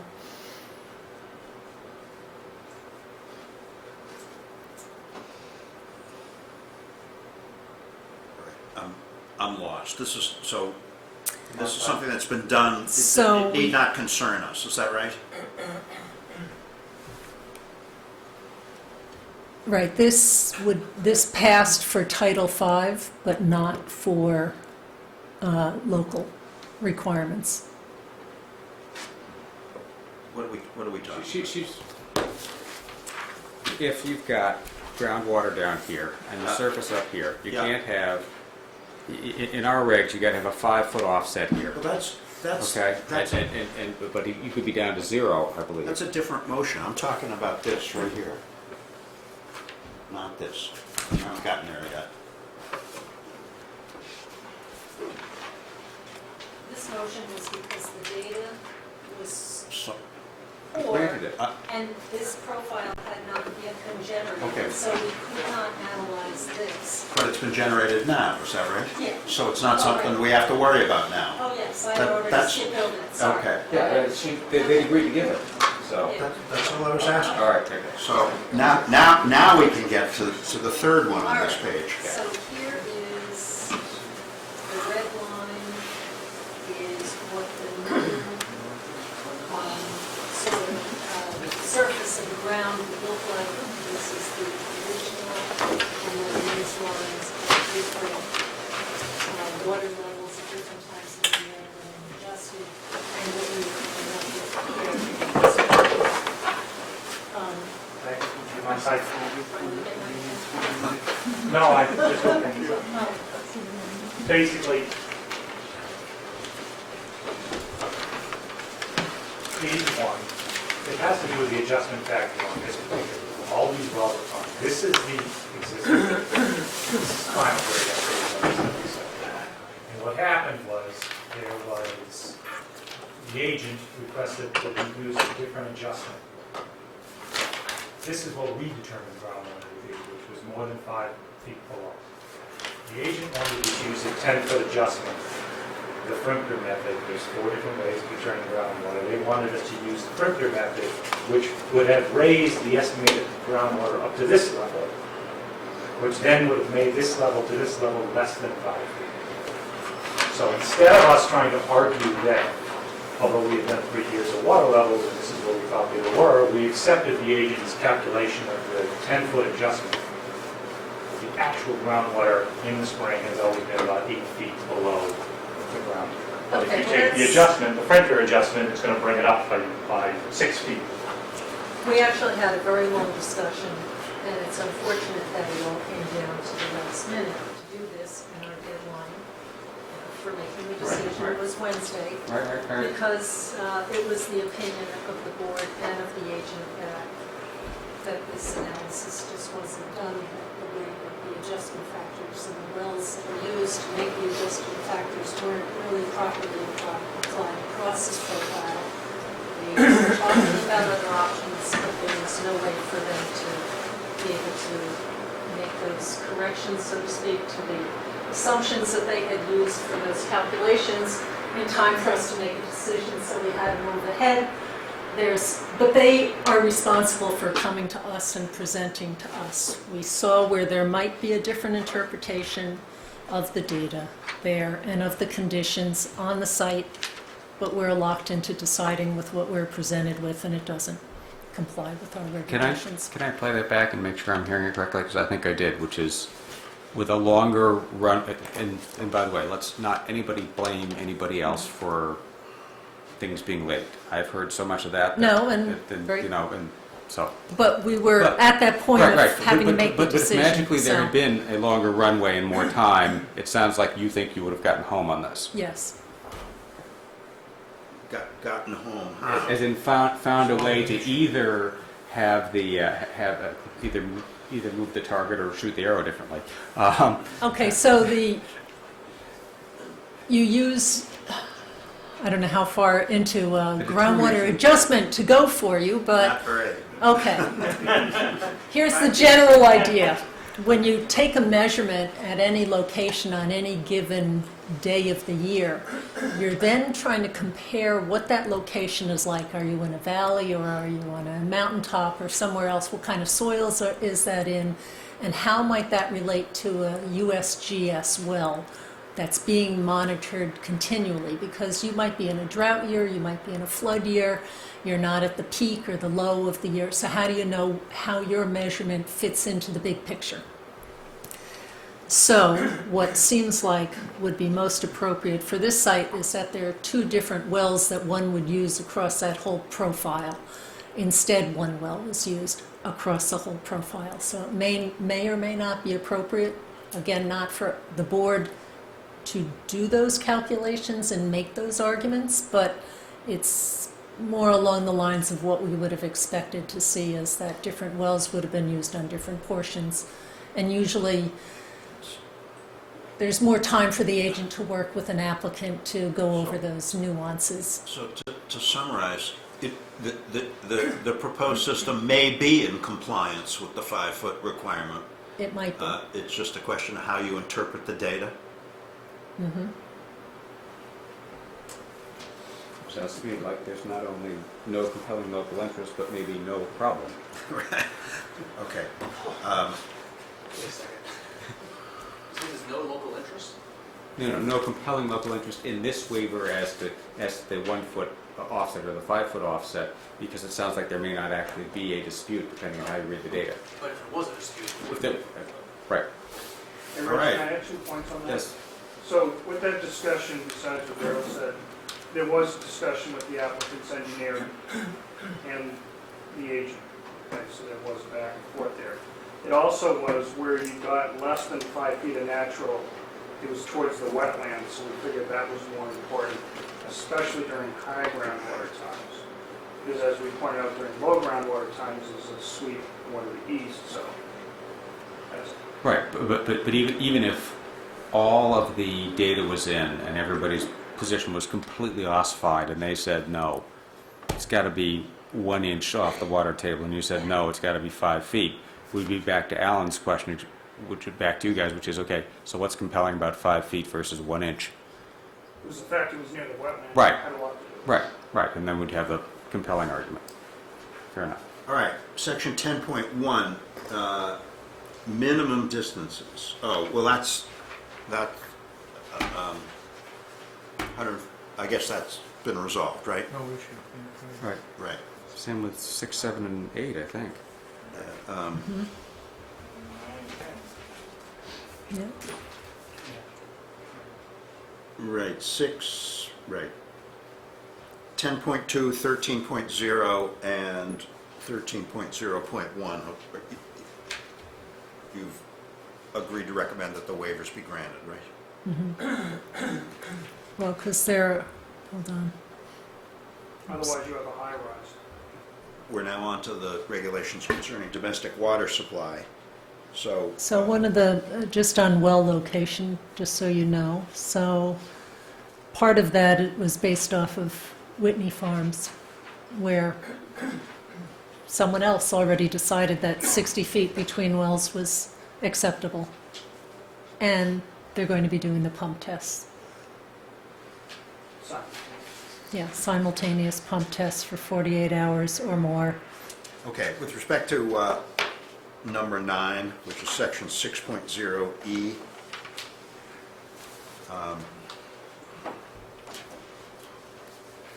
you recommended that we grant a waiver subject to certain conditions concerning implementation of a testing regime. Yep. Are you with me there, Ben? And have you agreed to those conditions? Okay. And then there were just a few other things that came out in discussions with various folks, and this, again, under the recommended conditions that might be of interest to them, is that as they're doing the drilling and pumping, there may be information that can be gathered at that time that would influence either running the pump test for longer. You see something in the data that suggests you want to run it longer. It may also, Jim Vernon has mentioned that when you shut off wells and how you shut off wells at the end of a pump test, you'll get signals about how wells are interconnected if you're paying very close attention and doing close monitoring. And so that may help to understand interactions between wells. But those might be extra things. They weren't things in our motion, but they would be things that would be worth considering. That's in today's For- memo for under, doing the under best Board of pump Health tests. recommended conditions? Yep. And Mark and Ben, because you haven't seen those, you have no idea how you feel about them. They will do what's reasonable, Right. but you have the right to object. All right, section 17.3, I guess there's no issue there, right? You,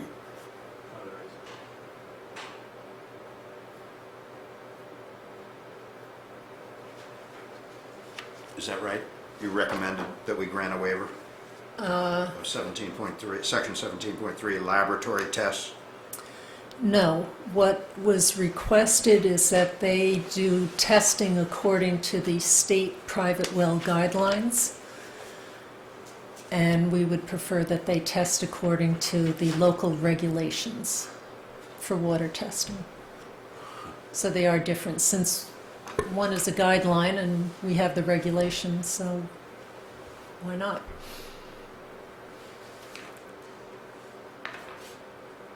No, I'm confused. It says you agreed to grant it. What is the, Are you on 17.3? yes, what is the Sherborn regulation require? A few more tests than the private well guidelines, and we have different parameters Okay, and standards, although some of those may change soon, but I see. He just phrased it. and the local regulations that we have were based on model regulations put out by Mass DEP.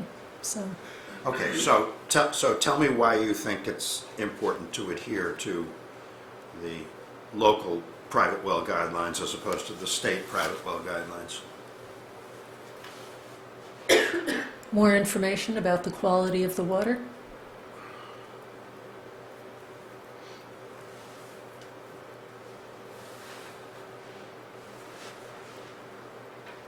Is there a concrete example you can come up with of something bad that's not tested in the state guidelines but is tested in the local?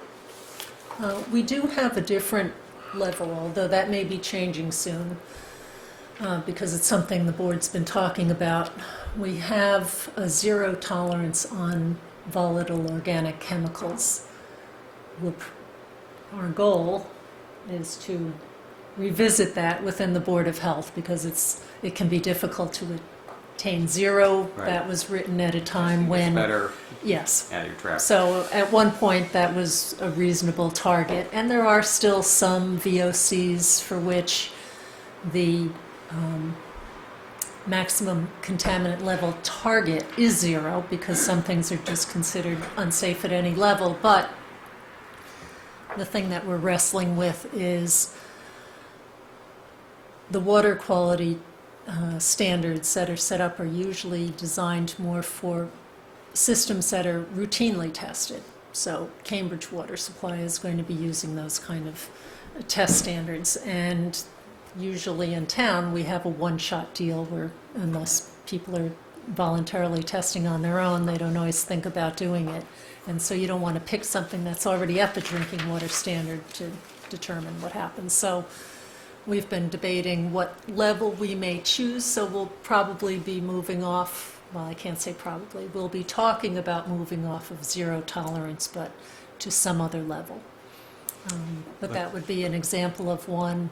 Sodium, we also have just a notification requirement to let people know, and again, we do see, surprisingly, not just in downtown, but around town, there are elevated sodium levels because run well and So you can get smaller and smaller levels. Okay, I'd like to move on. So, We're not agreeing with that. Right. No, I understand. It was phrased the reverse of the way it had been phrased before, so We're we're fine misled. with the Abbey Road standards that were submitted, because that's the only other public, the only other multi-well location. So We've- it was just sort of a blend between, it's not as lenient as the state, but it provides, like there's, in the local bylaw, there's no, you're not allowed to treat water.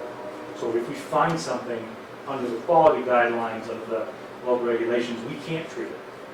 And I'm not quite sure how that would apply in this situation. So we submitted the Abbey Road standards as a standard we would follow, so there was some consistency in how multi-well projects were analyzed. all right, well, we've discussed this with the applicant that Abbey Road is supposed to be meeting Sherborn regulations. They've had some troubles along the way with allegedly the well driller forgetting to collect samples at the end of the pump test and things like that. So we have special agreements that we have crafted with them so that they will catch up on those tests before they get occupancy permits and that sort of thing. So there is no intent for Abbey Road to deviate from the requirements. They've just missed them. All right, so you say They've made an we'll error, hit the Abbey and Road we have, requirements that are in between, and you're saying there aren't any, that doesn't really exist. right. I didn't hear what you said, Rick. It sounds like Ben was pointing out, wait a second, it's not just a binary, as the developer sees it. It's not just a binary, go with the local standards or go with the state standards. He thinks there's a standard in between. There's a hybrid, yeah. That was applied for Abbey Road. Okay. And what she's saying is, no, we didn't apply a hybrid for Abbey Road. That's not a fair characterization of what we did there. Yeah, we've been trying to correct They've been a disagreeing mistake on that this. was made there, and we do have something in writing agreed upon of how they're going to catch up on the tests that So- they've missed. You, a minute ago, you characterized it as if the well driller had made a mistake. You're saying the Board of Health made a mistake and not... No, not the Board of Health, They didn't no. collect the So, sample. Abbey Road, in submitting the required tests along the way, missed some of the and tests. is this required test required to be submitted after the well permit is already granted? There are a number of points at which you do testing, and so they missed one of the early ones, but they're going to be doing it at the next round of testing, which is once the taps are in and that sort of thing. So they're going to catch up at that point. I'm not hearing a compelling... Well, in other words, in your view, you're enforcing the local regulation Yes, with respect to Abbey absolutely. Road. Yes. The other thing with Abbey is there were two existing wells, so there was data on that before he drilled 3 or 4 more. So it's not exactly a comparison. Okay. In all events, I don't really care that much about consistency between Abbey Road and the fields at Sherborn. They're different projects, and Abbey Road's not a 40B project, so we apply different standards. Mr. Chairman, can I address that issue? And it's not quite, I'm sorry, Paul Howdy from Blattman, Bobrowski, Mead, Talman, representing the applicant. Sure. The issue with the comparison to Abbey Road came up earlier, and there was some discussion as to why it was relevant. And I just wanted to point out, under Chapter 40B, you are not allowed to treat unsubsidized housing in a manner that is better than how you treat subsidized housing.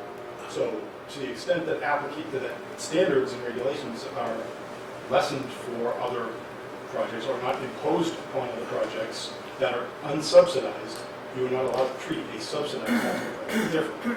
So it is relevant to the extent how Abbey Road was treated compared to the way that this project. Okay, but what I'm hearing. And I know it's not dead on in this, it was actually, I was just looking for an opportunity to get that issue in there. Okay, but what I'm hearing from the Board of Health chair is that they're not being treated any different. With regard to this particular standard. Right, Correct. right. But with regard to some of the septic issues that were discussed earlier that were not imposed upon Abbey Road, and that were being looked to be imposed upon this I'm project. just trying to take one issue at a time. I know, I should have mentioned it. And I would rebut that if I have an opportunity, that I don't think the standards are treated differently on the subject. Okay, I want to go to environmental health impact report, section 3.1 of the environmental regs. So I don't understand what you wrote here, because the motion, it says the motion is to recommend that the ZBA grant a waiver requirement from the environmental health impact report. The board noted that the requirements for the EHIR have been met through various submittals to the town by the applicant and others. So if the requirements of the EHIR have been met, why did the board deny the waiver request? Because you don't need a waiver to it because it's been met. So you didn't really mean denied, you meant mooted. Oh, I don't know, I didn't know we had a choice of mooted. Okay, but you meant that the waiver's not necessary. It says denied. Right. It says the waiver request was denied. Right, because it's not necessary. Okay, so Because that's it's been met. academic, okay. Right. Not applicable, that's what I'm writing. I will note that Abbey Road did perform an EHIR entirely on its own. I don't care what Abbey Road did. I mean, I'm glad it's working for everybody, Okay, but I don't care. You recommend a waiver with respect to 3.2? Yes, because it seemed to us that your comprehensive permit would take care of that. Okay.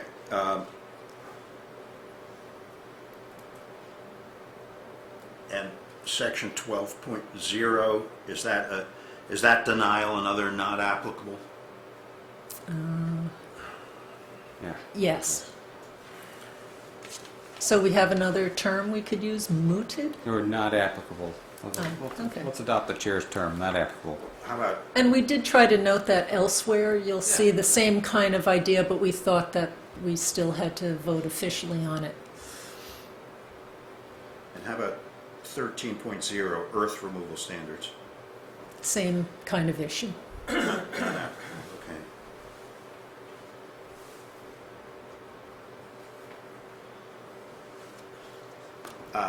Now, on 15 and 16, financial guarantees, and, I mean, this has nothing to do with No, local nothing, no, regulations, right? no. Is it, any board members have any questions about 15 or 16?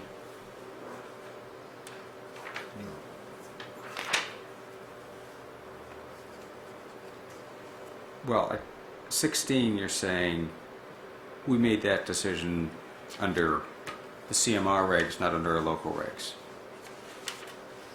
Yes.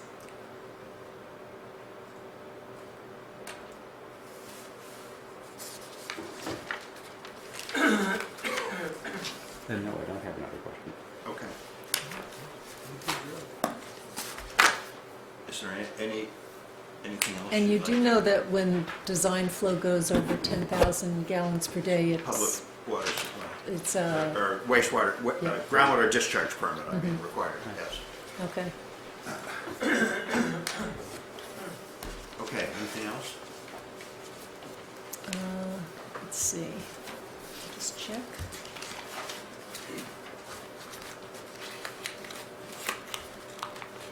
Chris, do you have anything else you want to mention?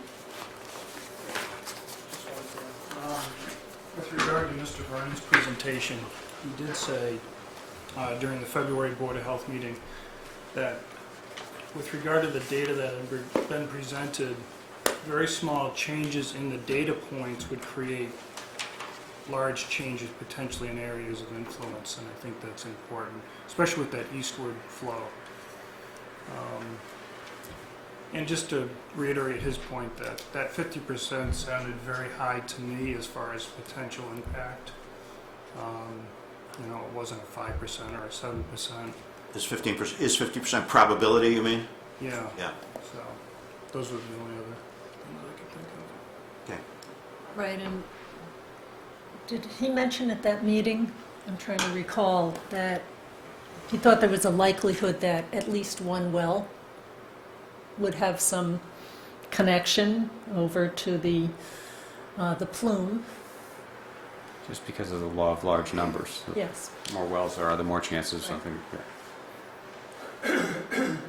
Yeah, I mean, it's concerning to us too. I mean, the question we're struggling with still is, you know, to what degree of certainty are we required And that's to part of provide? why I was bringing up the issue of contingency planning, and is it appropriate? And do the future residents really know what it is that they're getting into, for example, so that they too are prepared for what it might mean, or what is the situation that's really gone on there, because we may be looking at this and tearing it apart and trying to decide, but are they understanding what the risks and potential costs might be to them? And is it really well documented what that range of possibilities is, ranging from $300 a year for your water meter charges, and then something that turns into a quick, you got to contribute $20,000, $30,000 to get something up and running to fix the problem. Right. Are they going to understand that that's the kind of... What did that new water tank at Leyland Farms cost? Wasn't that like a third of the way through the project? They had to suddenly replace the whole fresh water tank because some, you know. It's like $200,000. Yeah, it was a a big unfortunate surprise. Yes. Nobody's malfeasance, no bad person doing something, but bad things happen. There was some late data arrival on stormwater as well. I'm not sure how much you folks are going to be looking at that. The reservoir underground for the stormwater drainage, was that part of your analysis for the... It is, I mean, but virtually all the evidence about stormwater impacts was presented to us several meetings ago, and peer reviewed by there's our something peer coming in reviewers. now. No? There's a change in the design that warranted further analysis, and that's part of what's driving. Okay, and yes, and I've committed to allowing Scott additional time. But does the So- Board of Health have anything further? No, just the encouragement to, be ready for unhoped for. Unwanted consequences. Yeah, that would work. Thank you for all of your efforts. Yes, thank you for your long and hard work. Okay. Our attendance is dwindling at this hour, perhaps suggesting a strategy I should have applied several meetings ago.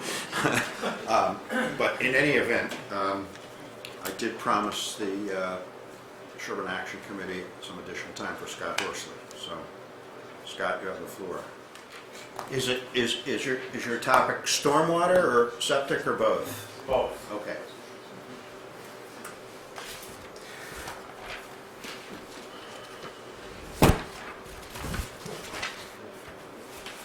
Maybe the back of that one is up there now. The black backboard. Okay. Actually, I want to speak to 3 items, which Tim had just outlined, septic and stormwater. You saw part of this exhibit before, so the first thing I want to talk about is potential impacts again on the abutting wall hamlet. And you may recall I presented this plan before that had contour lines that I interpolated from the townwide Woodburn study. Yeah. And I maintain that it still has some relevance for regional flow, and as you recall, my points have been that there's no data on the west side of these septic systems, but it's been presented by the applicant. So in the absence of that data, my suggestion is rely on what we have. And what we do have is a town-wide study commissioned by the town, groundwater protection, which again is relevant. These are the contours. Now, at the last Board of Health hearing, we discussed this, and one of the points that the applicant made was that, I think fairly close to the quote, that this can't be true because these contours are opposite to what the applicant is showing with southerly flow. And I tried to explain that not my suggested flow, would encourage flow is southwesterly, as these flow arrows indicate. And as we've all agreed to tonight, and I will agree to too, the general direction across the site is southerly. As I think Jim Vernon said, with some variation due to the lack of clarity in data points. So southwest, southeast, south, that's kind of what we're all agreeing to. So and what I did do was black line based upon the data that was collected on March 1st. And these two wells, they show a contour line right like this based upon those two wells. Monitoring wells. The monitoring wells that the data the applicant provided. And they put that on just to show again that this flow direction is not that drastically different. But again, I think as Jim Brennan suggested, that small changes can result in some pretty significant overall impact areas. The applicant's maps have shown that the area of impact stays on the property. It curves around the property line to the wetland.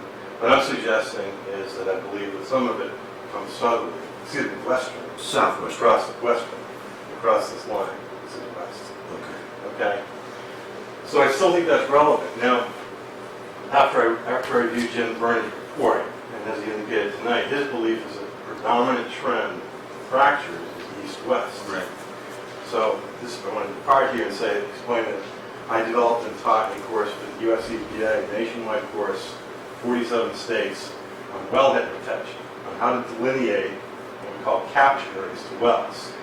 So I have a 2-hour section on methods, modeling methods, field methods to do this. And one of the methods used to delineate probable capture zones to wells in fractured rock is to integrate something called anisotropy. The anisotropy, and this is my letter, talks about the preferential flow of groundwater either by a change in geologic material or by fractures. Okay? So Jim Vernon is saying that the anisotropy in this area is east-west, meaning that as flow goes southerly, southwesterly, and if it encounters a fracture, a good question here, the density of fractures, which I'm not sure we got a really good answer to, but my belief is the density of fractures is such that there are fractures across the site, and not fractures that occur once every 3 miles. The fractures that occur, I think he said 7 within a 30-foot distance when he was asked that question. So I believe there is some probability for some of these fractures in the zone. So what I've done, this is the location of the Ham well. This blue area is the 100-foot radius, Title V default number. Okay. And then the EPA wellhead, go ahead. What about the 100-foot protective radius in Title V? Where in Title V is it, and what does it say? It's actually, it says septic systems cannot be closer than 100 feet to a well. I'm sorry. 100 feet. What can't be closer than 100 Septic feet? systems. Okay. And my belief is that it's designed for single-family homes and small wells, etc. Once you get to the stage of something like this, as Title V says, 1 to 2,000 gallons per day, you should conduct a hydrogeologic study and look at other interactions. So what I'm suggesting is that this 100-foot radius is an EPA wellhead protection terminology. Of course, not for EPA, that's called an arbitrary fixed radius, meaning they picked the number they thought was protected. The next stage up is to try to orient that protection zone in the direction of flow.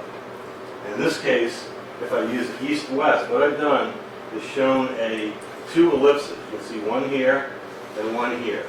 And those ellipses show a 2-to-1 and a 3-to-1 anisotropy, meaning the 2-to-1 has a double preferred direction of flow this way to one direction in the direction of flow. The other ellipse shows a 3-to-1 anisotropy. Now, I agree with Jim completely. We don't know where these fractures are. And I believe you need to make a decision on the best available information you have. I believe, again, as others have said, I think the burden here is on the applicant to demonstrate that there is no public health risk. I think if, again, as I said before, the location of this well, I would agree with Jim where he said people believe this is a risk. I think it's a significant risk, and if you take into account this anisotropy, you can see that as we change the shape of that protection zone, the ellipse in the direction of the probable fractures, you can see that we get into the well. So I think this is something, again, I'm going to be fair here. I'm not saying this is the definitive protection zone. What I'm suggesting is there's EPA methodology that I taught, and I still teach, that you can change the shape of these circular protection zones in the orientation of what's called preferential flow. Which letter are you referring to? We've gotten several from you, but not, I don't remember getting This one. letter I'm referring to is a letter that I submitted to the Board of Health last week, and I believe it was forwarded to the ZBA. I thought we copied you on it. What, you may have, what's the date of it, do you know? Oh, he knows you right. Thank you, February 29th? And the last point on this one is, I believe you did ask me to do a nitrogen loading calculation at the last meeting to try to predict the concentration. So again, using the same method, we're talking about all night, this area of impact, I get a concentration of around 31, I think it's 31.6 milligrams per liter at this point. I'm sorry, which point? To the 100-foot protection. So, that's an area that I don't understand. So, you say the 100-foot, the so-called 100-foot protection area is in Title V. It is. But it applies to how far away a well must be from a leaching field, right? It's the minimum distance. separations between septic and a private well. Between septic and a private well, right? So okay, but if you have that minimum separation, let's say it's 150 feet, okay? And then you calculate the groundwater contours and the area of influence, Yes. okay? And you determine that the area of influence comes within that comes within the 100-foot circle, but only on the outside of the 100-foot circle. It doesn't impact the well location itself. Then is that? What I am suggesting is that we don't know the exact locations of practice. What I'm saying is I don't think you should be rest comfortably because this 8,000 gallon per day discharge of sewage is outside the 100-foot radius. Therefore, it's not an issue. What I'm suggesting is that if one considers the east-west preferential flow, this area of impact would well be within that protection zone that gets to the well. The reason the DEP has 100-foot radius, they feel that anything in that has a high likelihood to get to the well. Okay, so anything within the 100, You're saying essentially the 100-foot rule doesn't go far enough. Correct. Correct. And especially for a system this size, and especially in a situation where we, again, as Jim testified tonight, we have orientation fractures that run converse to groundwater flow diversion. And if you read any of the EPA published methods on what's called wellhead protection areas or retrieving area wells, they all talk about elongated flow in the direction of flow through the well, as opposed to, in fact, they named arbitrary fixed radiuses because they thought that if we ever get to court someday, that name might raise a question as to how accurate they are. It's called an arbitrary fixed radius. Then they provide other methods, including in fractured rock, fracture trace analysis, as Jim has done, orientation, and in overburden, there are other modeling methods, but you almost always end up with elliptically shaped capture zones. Okay. I want to try to make my question clearer if I can. And I understand that the key, I understand that these are, I've now learned, primarily tonight, that these are all bedrock wells, so what happens in the overburden is almost irrelevant. I wouldn't go there. Okay, but- I think it's a combination. And frankly, I think Jim would agree with me. He's not here, but I think the way the question was asked, I disagree with But let me clarify my question by Not asking this. dispositive. How's that? It's not dispositive. Let me clarify my question by asking this. You remember how Jim, particularly in areas of low groundwater, said that, in his opinion, the AOI would bend up to the southeast and come very close to wells F and G. Yes. Remember? Yes. Okay. So let's suppose that the AOI does not touch wells F and G, but it's certainly within the 100-foot radius of wells F and G. So if we're only talking about the nitrate concentration in the overburden, forget about fractured bedrock. Does it matter that the AOI doesn't touch wells F and G as long as it's within a 100-foot radius of wells F and G? Talking about the AOI now. Right. I don't think, first of all, I think that what I heard Jim say, or I'll just say my own opinion, and that is that there's not enough data to clearly show where that AOI ends up. Frankly, I think this number of water contours in these maps relative to the number of wells, I don't think is appropriate. But So this implies a lot of accuracy that's not there. I understand that, but never, even though there's not enough data to be able to make exact judgments, we still have to make one. You do. Okay. So let's suppose we decide that the AOI is actually only 20 feet away from wells F and G, doesn't cross wells F and G. Are you saying that even though it's 20 feet away, that we still ought to be concerned because of the 100-foot protective area around wells F and G? In EPA's terminology, it's called margin of safety. More common terms, a buffer. Okay, this is, as I think Shane said at one. But this is a scientific analysis. Right, but is there anything that says that the groundwater quality has to be at least 10, no more than 10 milligrams per liter of nitrogen in the so-called buffer area that you're defining? Not specifically, no. Okay.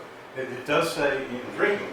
Yes. And I think what we're talking about here, is there a risk, a significant risk, that this septic system could result in 10 milligrams per liter in some of the wells on the property, or the abutters. What I'm talking about right now is this. Okay. And you're saying that there's a significant risk that the nitrogen levels will exceed the drinking water quality standards at the Ham well? Yes, I do believe that. Especially with Jim Vernon's recent analysis showing east-west trending. And again, I do believe there is even without the fractures, I do believe there is a southwest gradient here.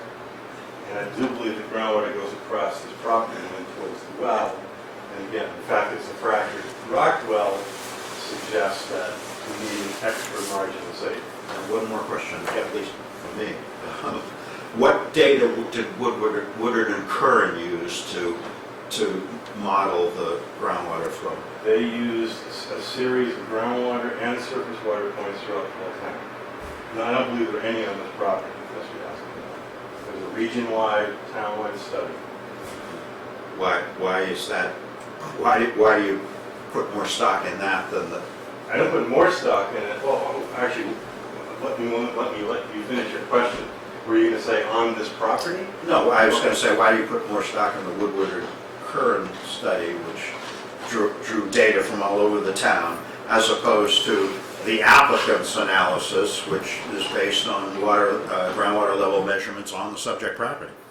I put stock in Woodward and Curran's regional study, the applicant's data, and Jim Vernon's east-west trending fracture analysis. That's what I've tried to integrate today.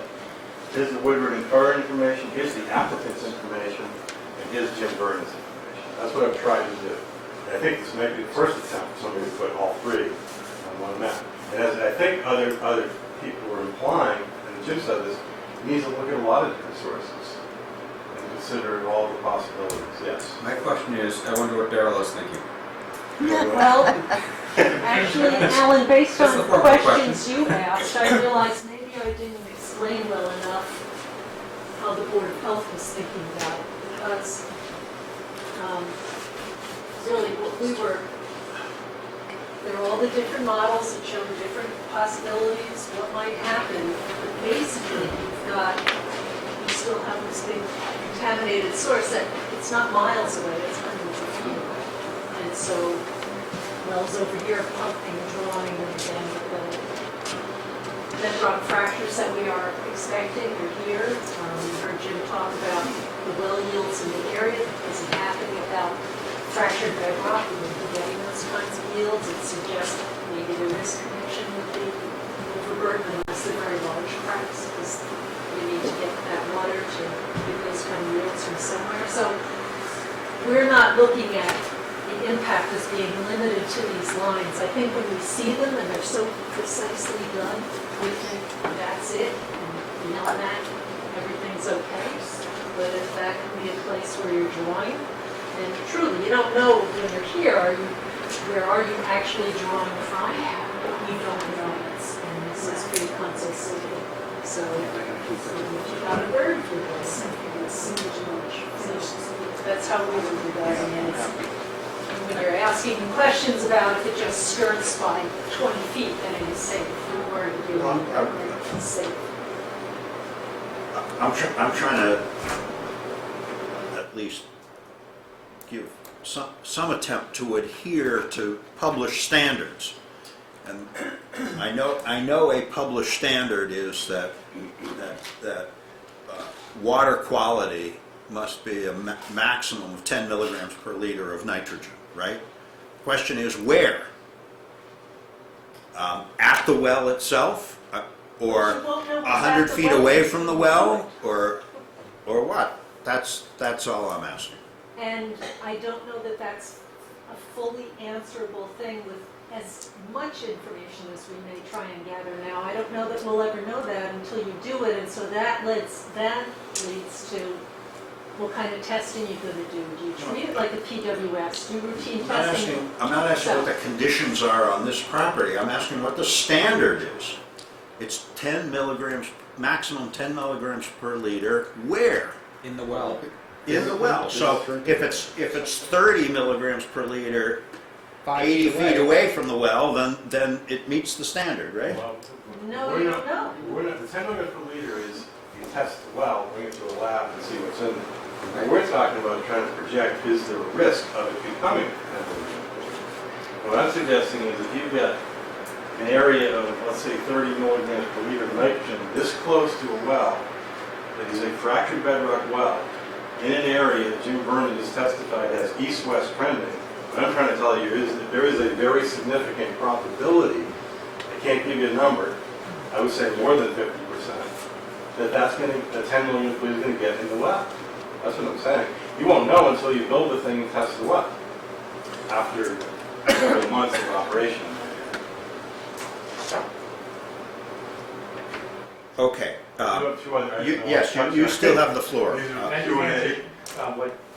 Since I kind of researched Jim Vernon's specifically to that question that you asked, do you mind if I just show you what he did specifically to? Well, how about let Scott finish, Okay, and then you may have the floor again. Okay.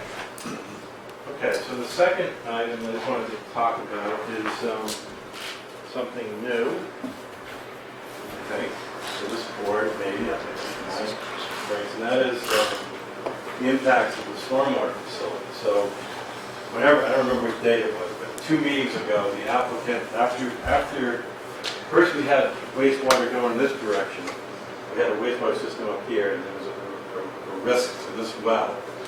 And then the applicant moved the septic systems down here. In December, I think. Yeah. Right, and then we showed that then somebody, I think Steve Smith showed a map that came out here. So then the applicant moved their wells up here. This is, I hope you recognize this, this is a blow up. This, by the way, the base map of this shows some of the wells, but this is not the current plan. So I think I can represent that most, if not all, the wells are from here to here. Is that fair? Okay. Right in this direction. So, the base map is the applicant's map here. This black area is the stormwater infiltration system. This blue area that I've shaded is the area of impact from the stormwater infiltration system based on their map. These are their water table contours. Okay? So I've drawn an area of impact, much like we've been discussing for the wastewater system now with the stormwater infiltration system. So let me just take a minute and explain why stormwater should be of importance to this board. Point number one is it is by far the leading cause nationwide of impairment of waters in the United States regulated in the Clean Water.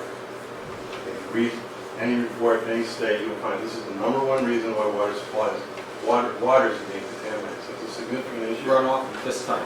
Stormwater runoff from roads, yes, parking lots and roads. So we've got both. Of these types. Of all types, If you go down the list, there's all kinds of parking lots and residential parking lots. Very heavy salt use and completely impervious, and maybe some guys out there changing his oil on Sundays. Yeah. Who knows? But again, let's changing oil. keep here. Do this one. No, I'm talking about.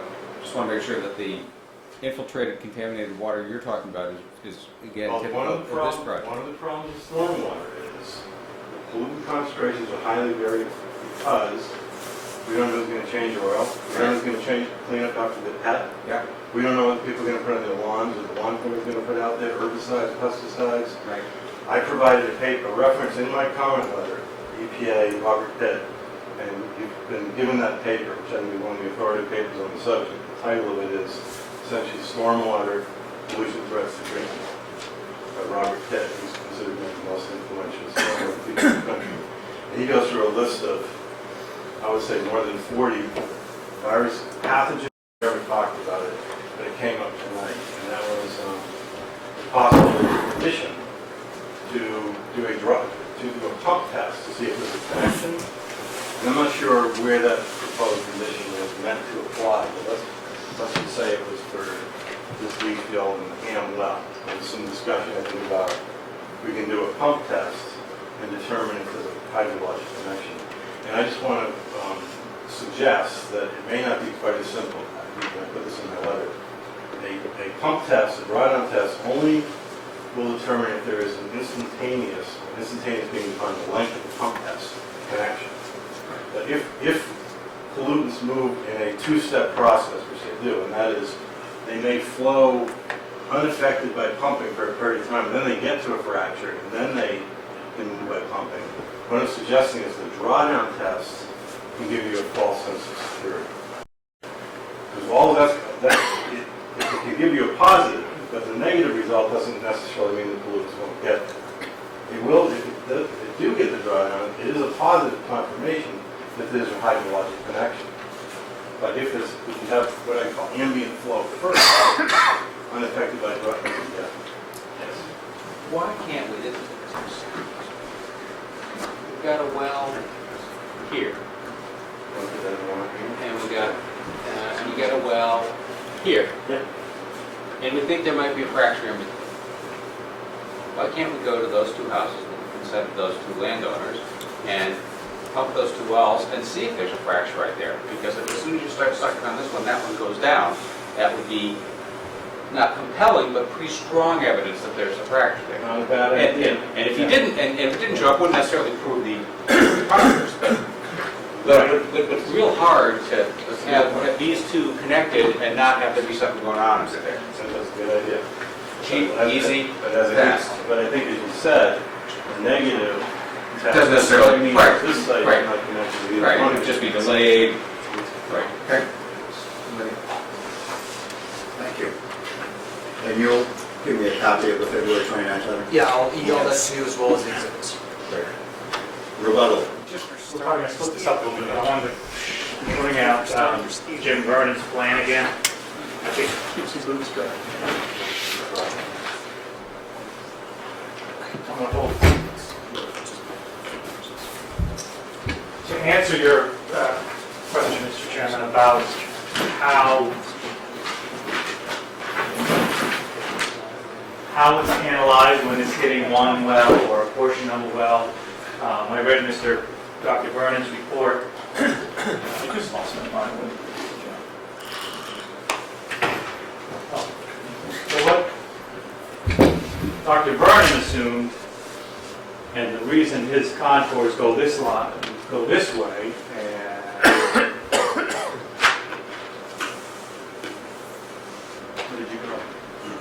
down there, down below, that's one. Oh, okay. Here, I got this one.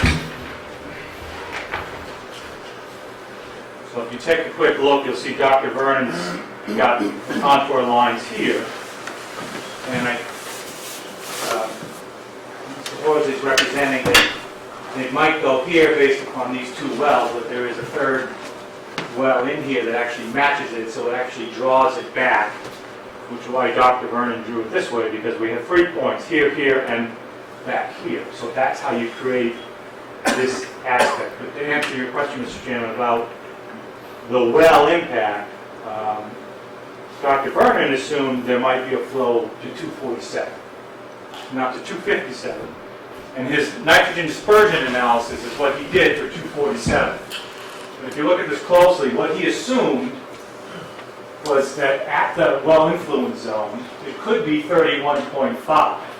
But then he went ahead and he did a 112 calculation, assuming that this might affect 30 degrees of a 360-degree radius. So then he adjusted his nitrogen dispersion to be 2.61, based upon not using the whole radius of the well. So it's not the edge of the well, so to speak.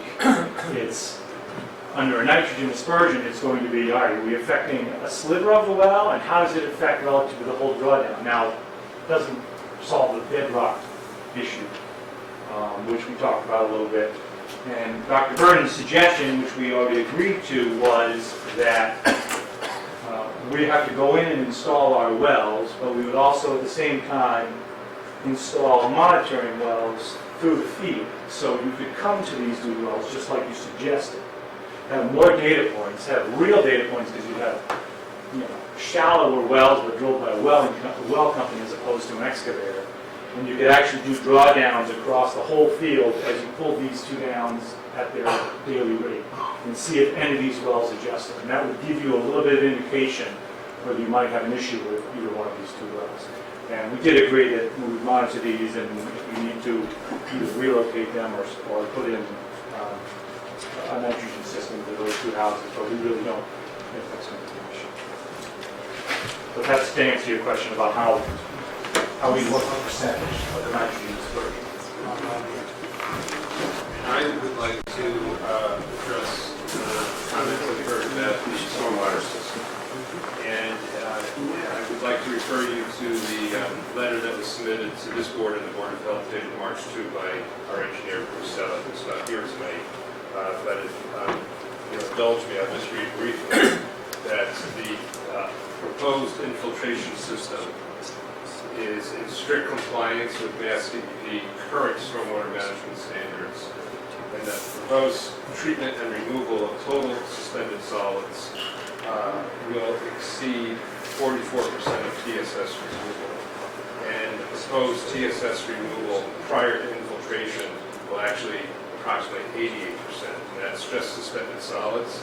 In addition, this system has 2 proprietary CDS units by Contech Construction Products, and they're equipped to remove and capture and retain oil, grease, and total petroleum hydrocarbons. Secondly, I'd like to talk a little bit about the comments that Mr. Horsley made at the end of his presentation about the unique hydrogeologic aspects of this property, particularly as it relates to the infiltration system, and not as it relates to these potential east-west bedrock fractures. Right.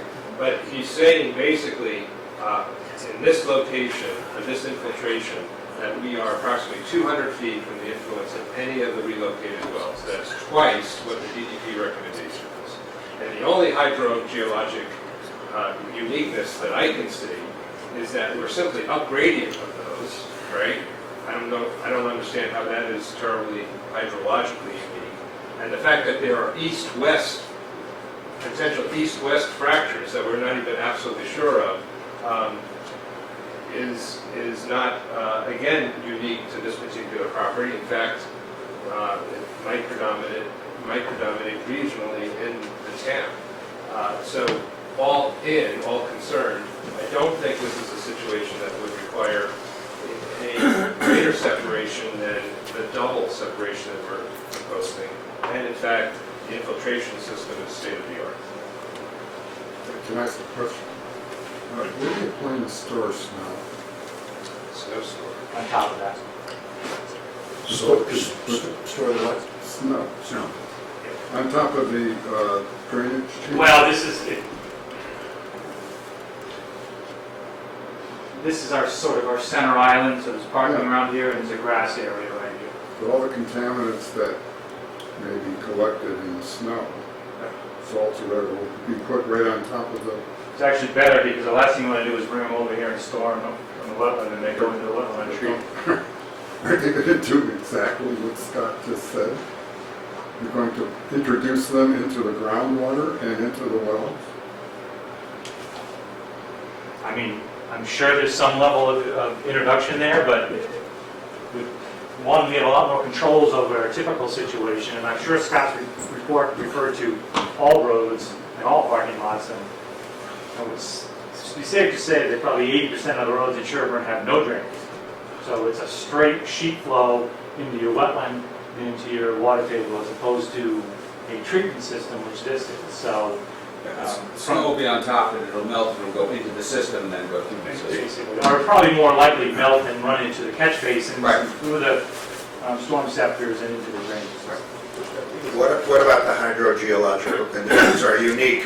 Thank you. I did forget to mention one thing in response to Mark's comment that is in the letter. The other thing that I feel is unique here is if you overlay that plan with the development plan, the land use, over the area of impact, you will see that there's very little pervious area to provide that recharge and dilution.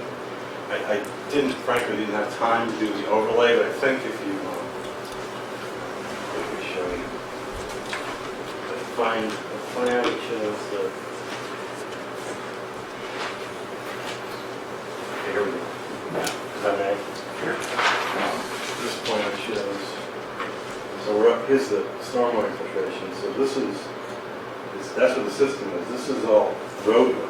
These are all parking lots. These are rooftops. So if you were to color green, these little points in between, that's what the recharge, dilution of the recharge. So as Ben, I think, just said, yes, some pools will get in there, and they will, and the concentrators will be variable for sure. But the other unique thing here is that in that direction of flow, normally there's recharge. That's how the AOI calculation works. Here, there's virtually none. So whatever gets in is what you're going to drink, with the exception of filtration. The other comment is the point about what Bruce Salick said is absolutely true. The only numerical standard in the stormwater standards is total suspended solids, TSS. That means particulates, right? It means sand and silt. I'm not talking about those. Those are going to get filtered by the soil. I'm concerned about viruses, which have a 2-year time to travel according to Mass DEP. Metals, petroleum hydrocarbons, benzene. If you read Bob Pitt's article, he'll give you a full list of what is typically in stormwater, in residential parking lots, roadways, etc. So it's a long list of results. So if Bruce says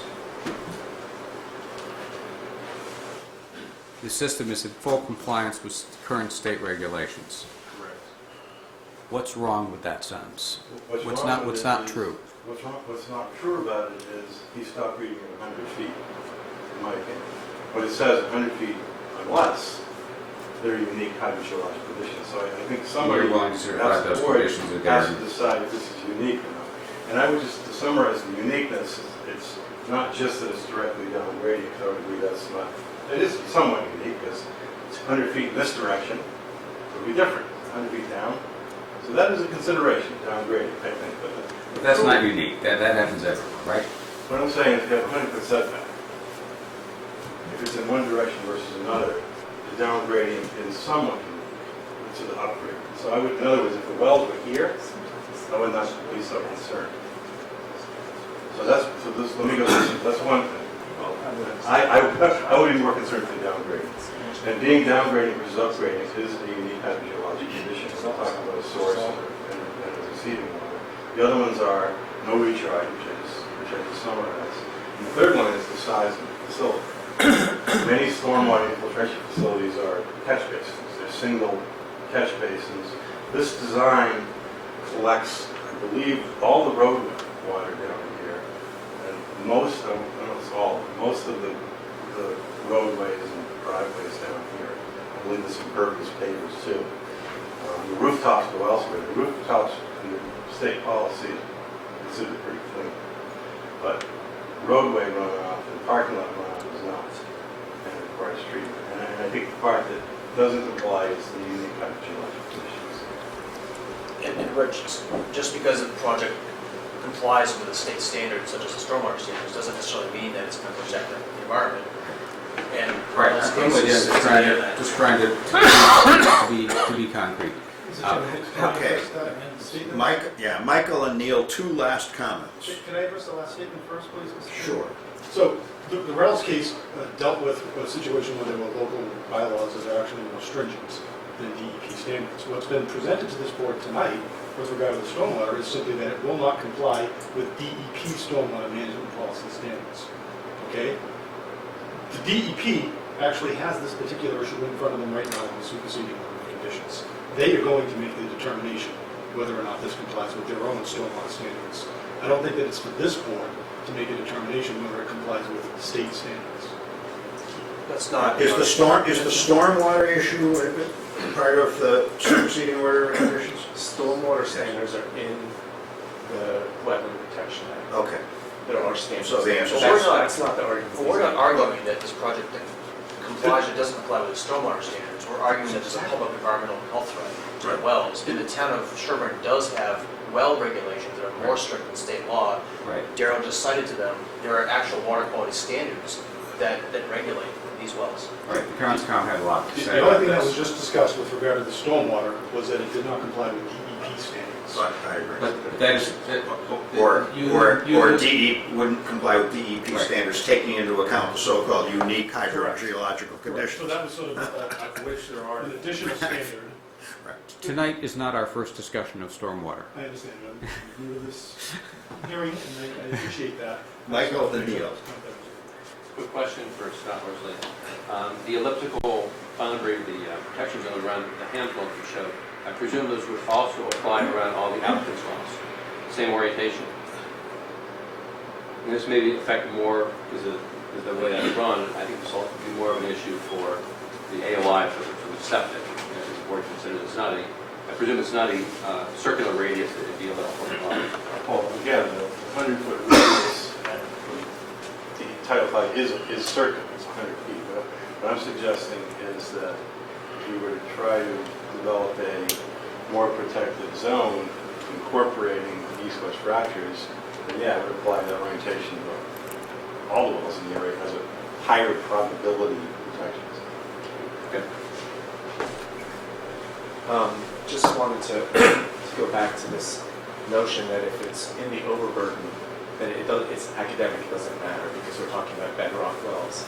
I think that in sort of the totality of what's been presented tonight shows that the closer you get to a well, even if it's a bedrock well, especially in well-fractured bedrock, means that the higher likelihood there's going to be an interaction there, unless, as Jim Vernon said, there's this layer of impervious till.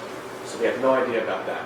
But the thing is that you've got essentially you've got a septic plume that travels largely north-south, and you have the predominant east-west striking fractures. So all of the wells actually are along an east-west orientation to the septic plume. So the thing is that even if you don't cross over the well in terms of the overburden, although if you did, you have a higher likelihood of getting what's up there down into the well, because it's not like they're drawing from 10 miles away. You're going to draw from the least resistant path. So if you don't have that glacial till layer, they're going to pull from right above, because that's closest. But you also still have this orientation where you have a north-south septic plume, and you have east-west fractures. The likelihood then is that those wells are going to draw from the septic plume or some close proximity, as long as you don't have that glacial till, which we don't know anything about. So I think it matters what's in the overburden. It matters a lot, especially since we don't know what's in between. Mr. Ham, you have a comment.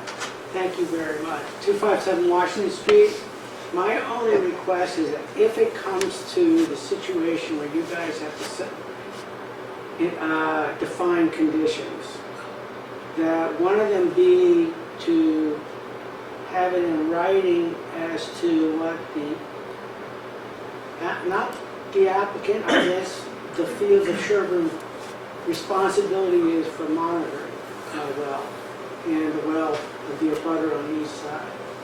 In other words, there's been things said, Ben said tonight that he would drill me another well.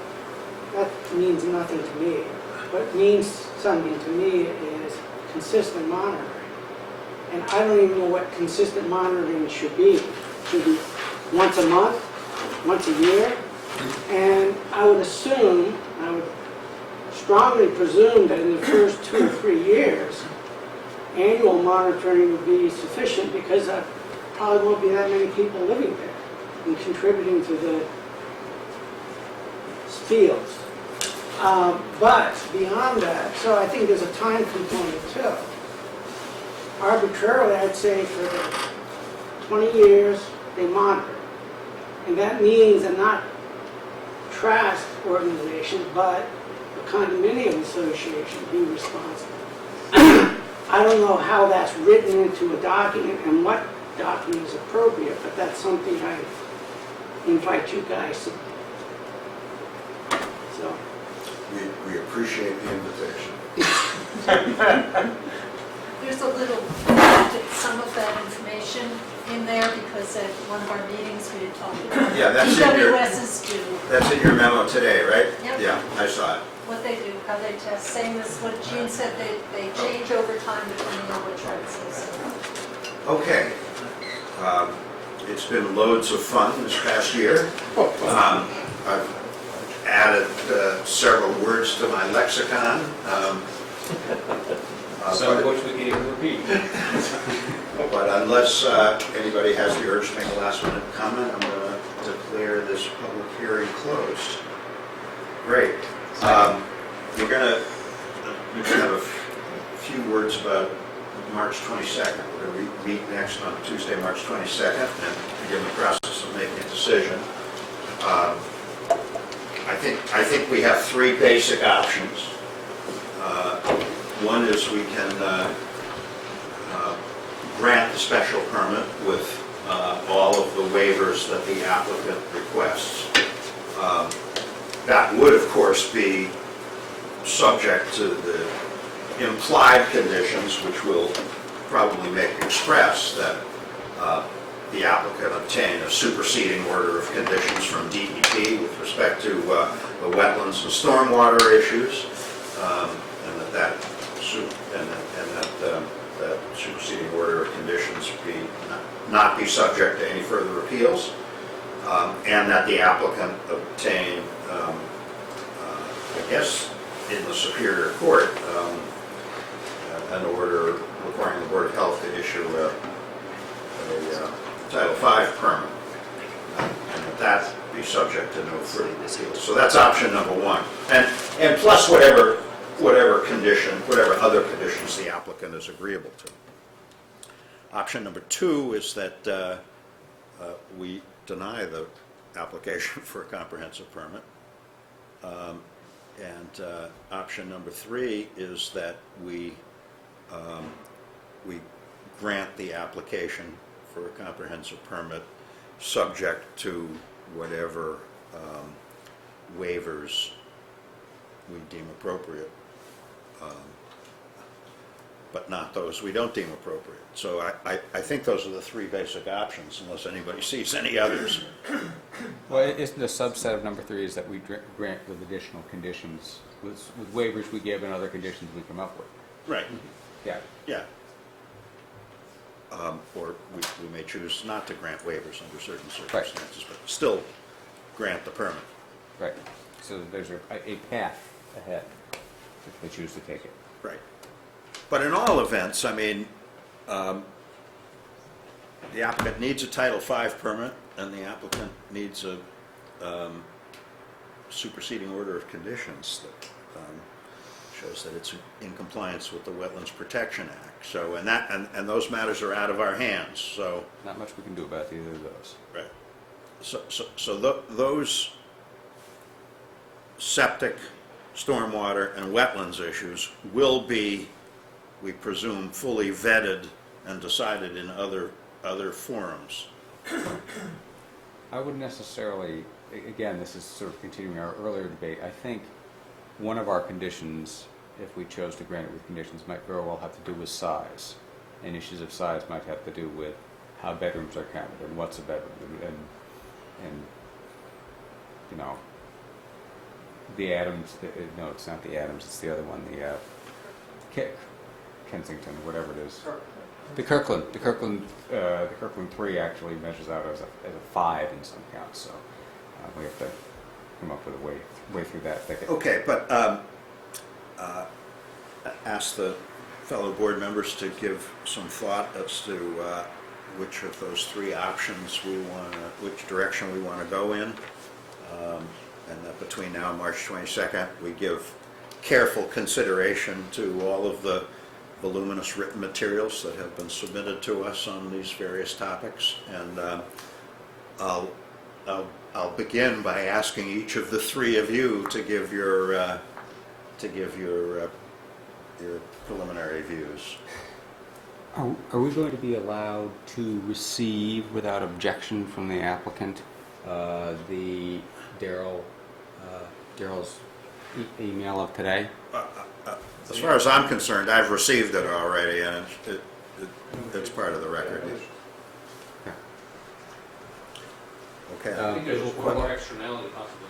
Say again? There may be one more externality, which is the DEP's determination of a public water supply. Yes, yeah.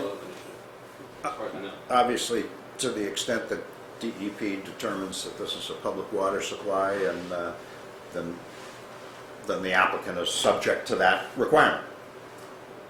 We have, I mean, we might comment on that, but that's not something for us to decide. Following up on the procedural item, and during the break, Michael Lesser said they had some additional materials that the CONSCOM wanted to send us.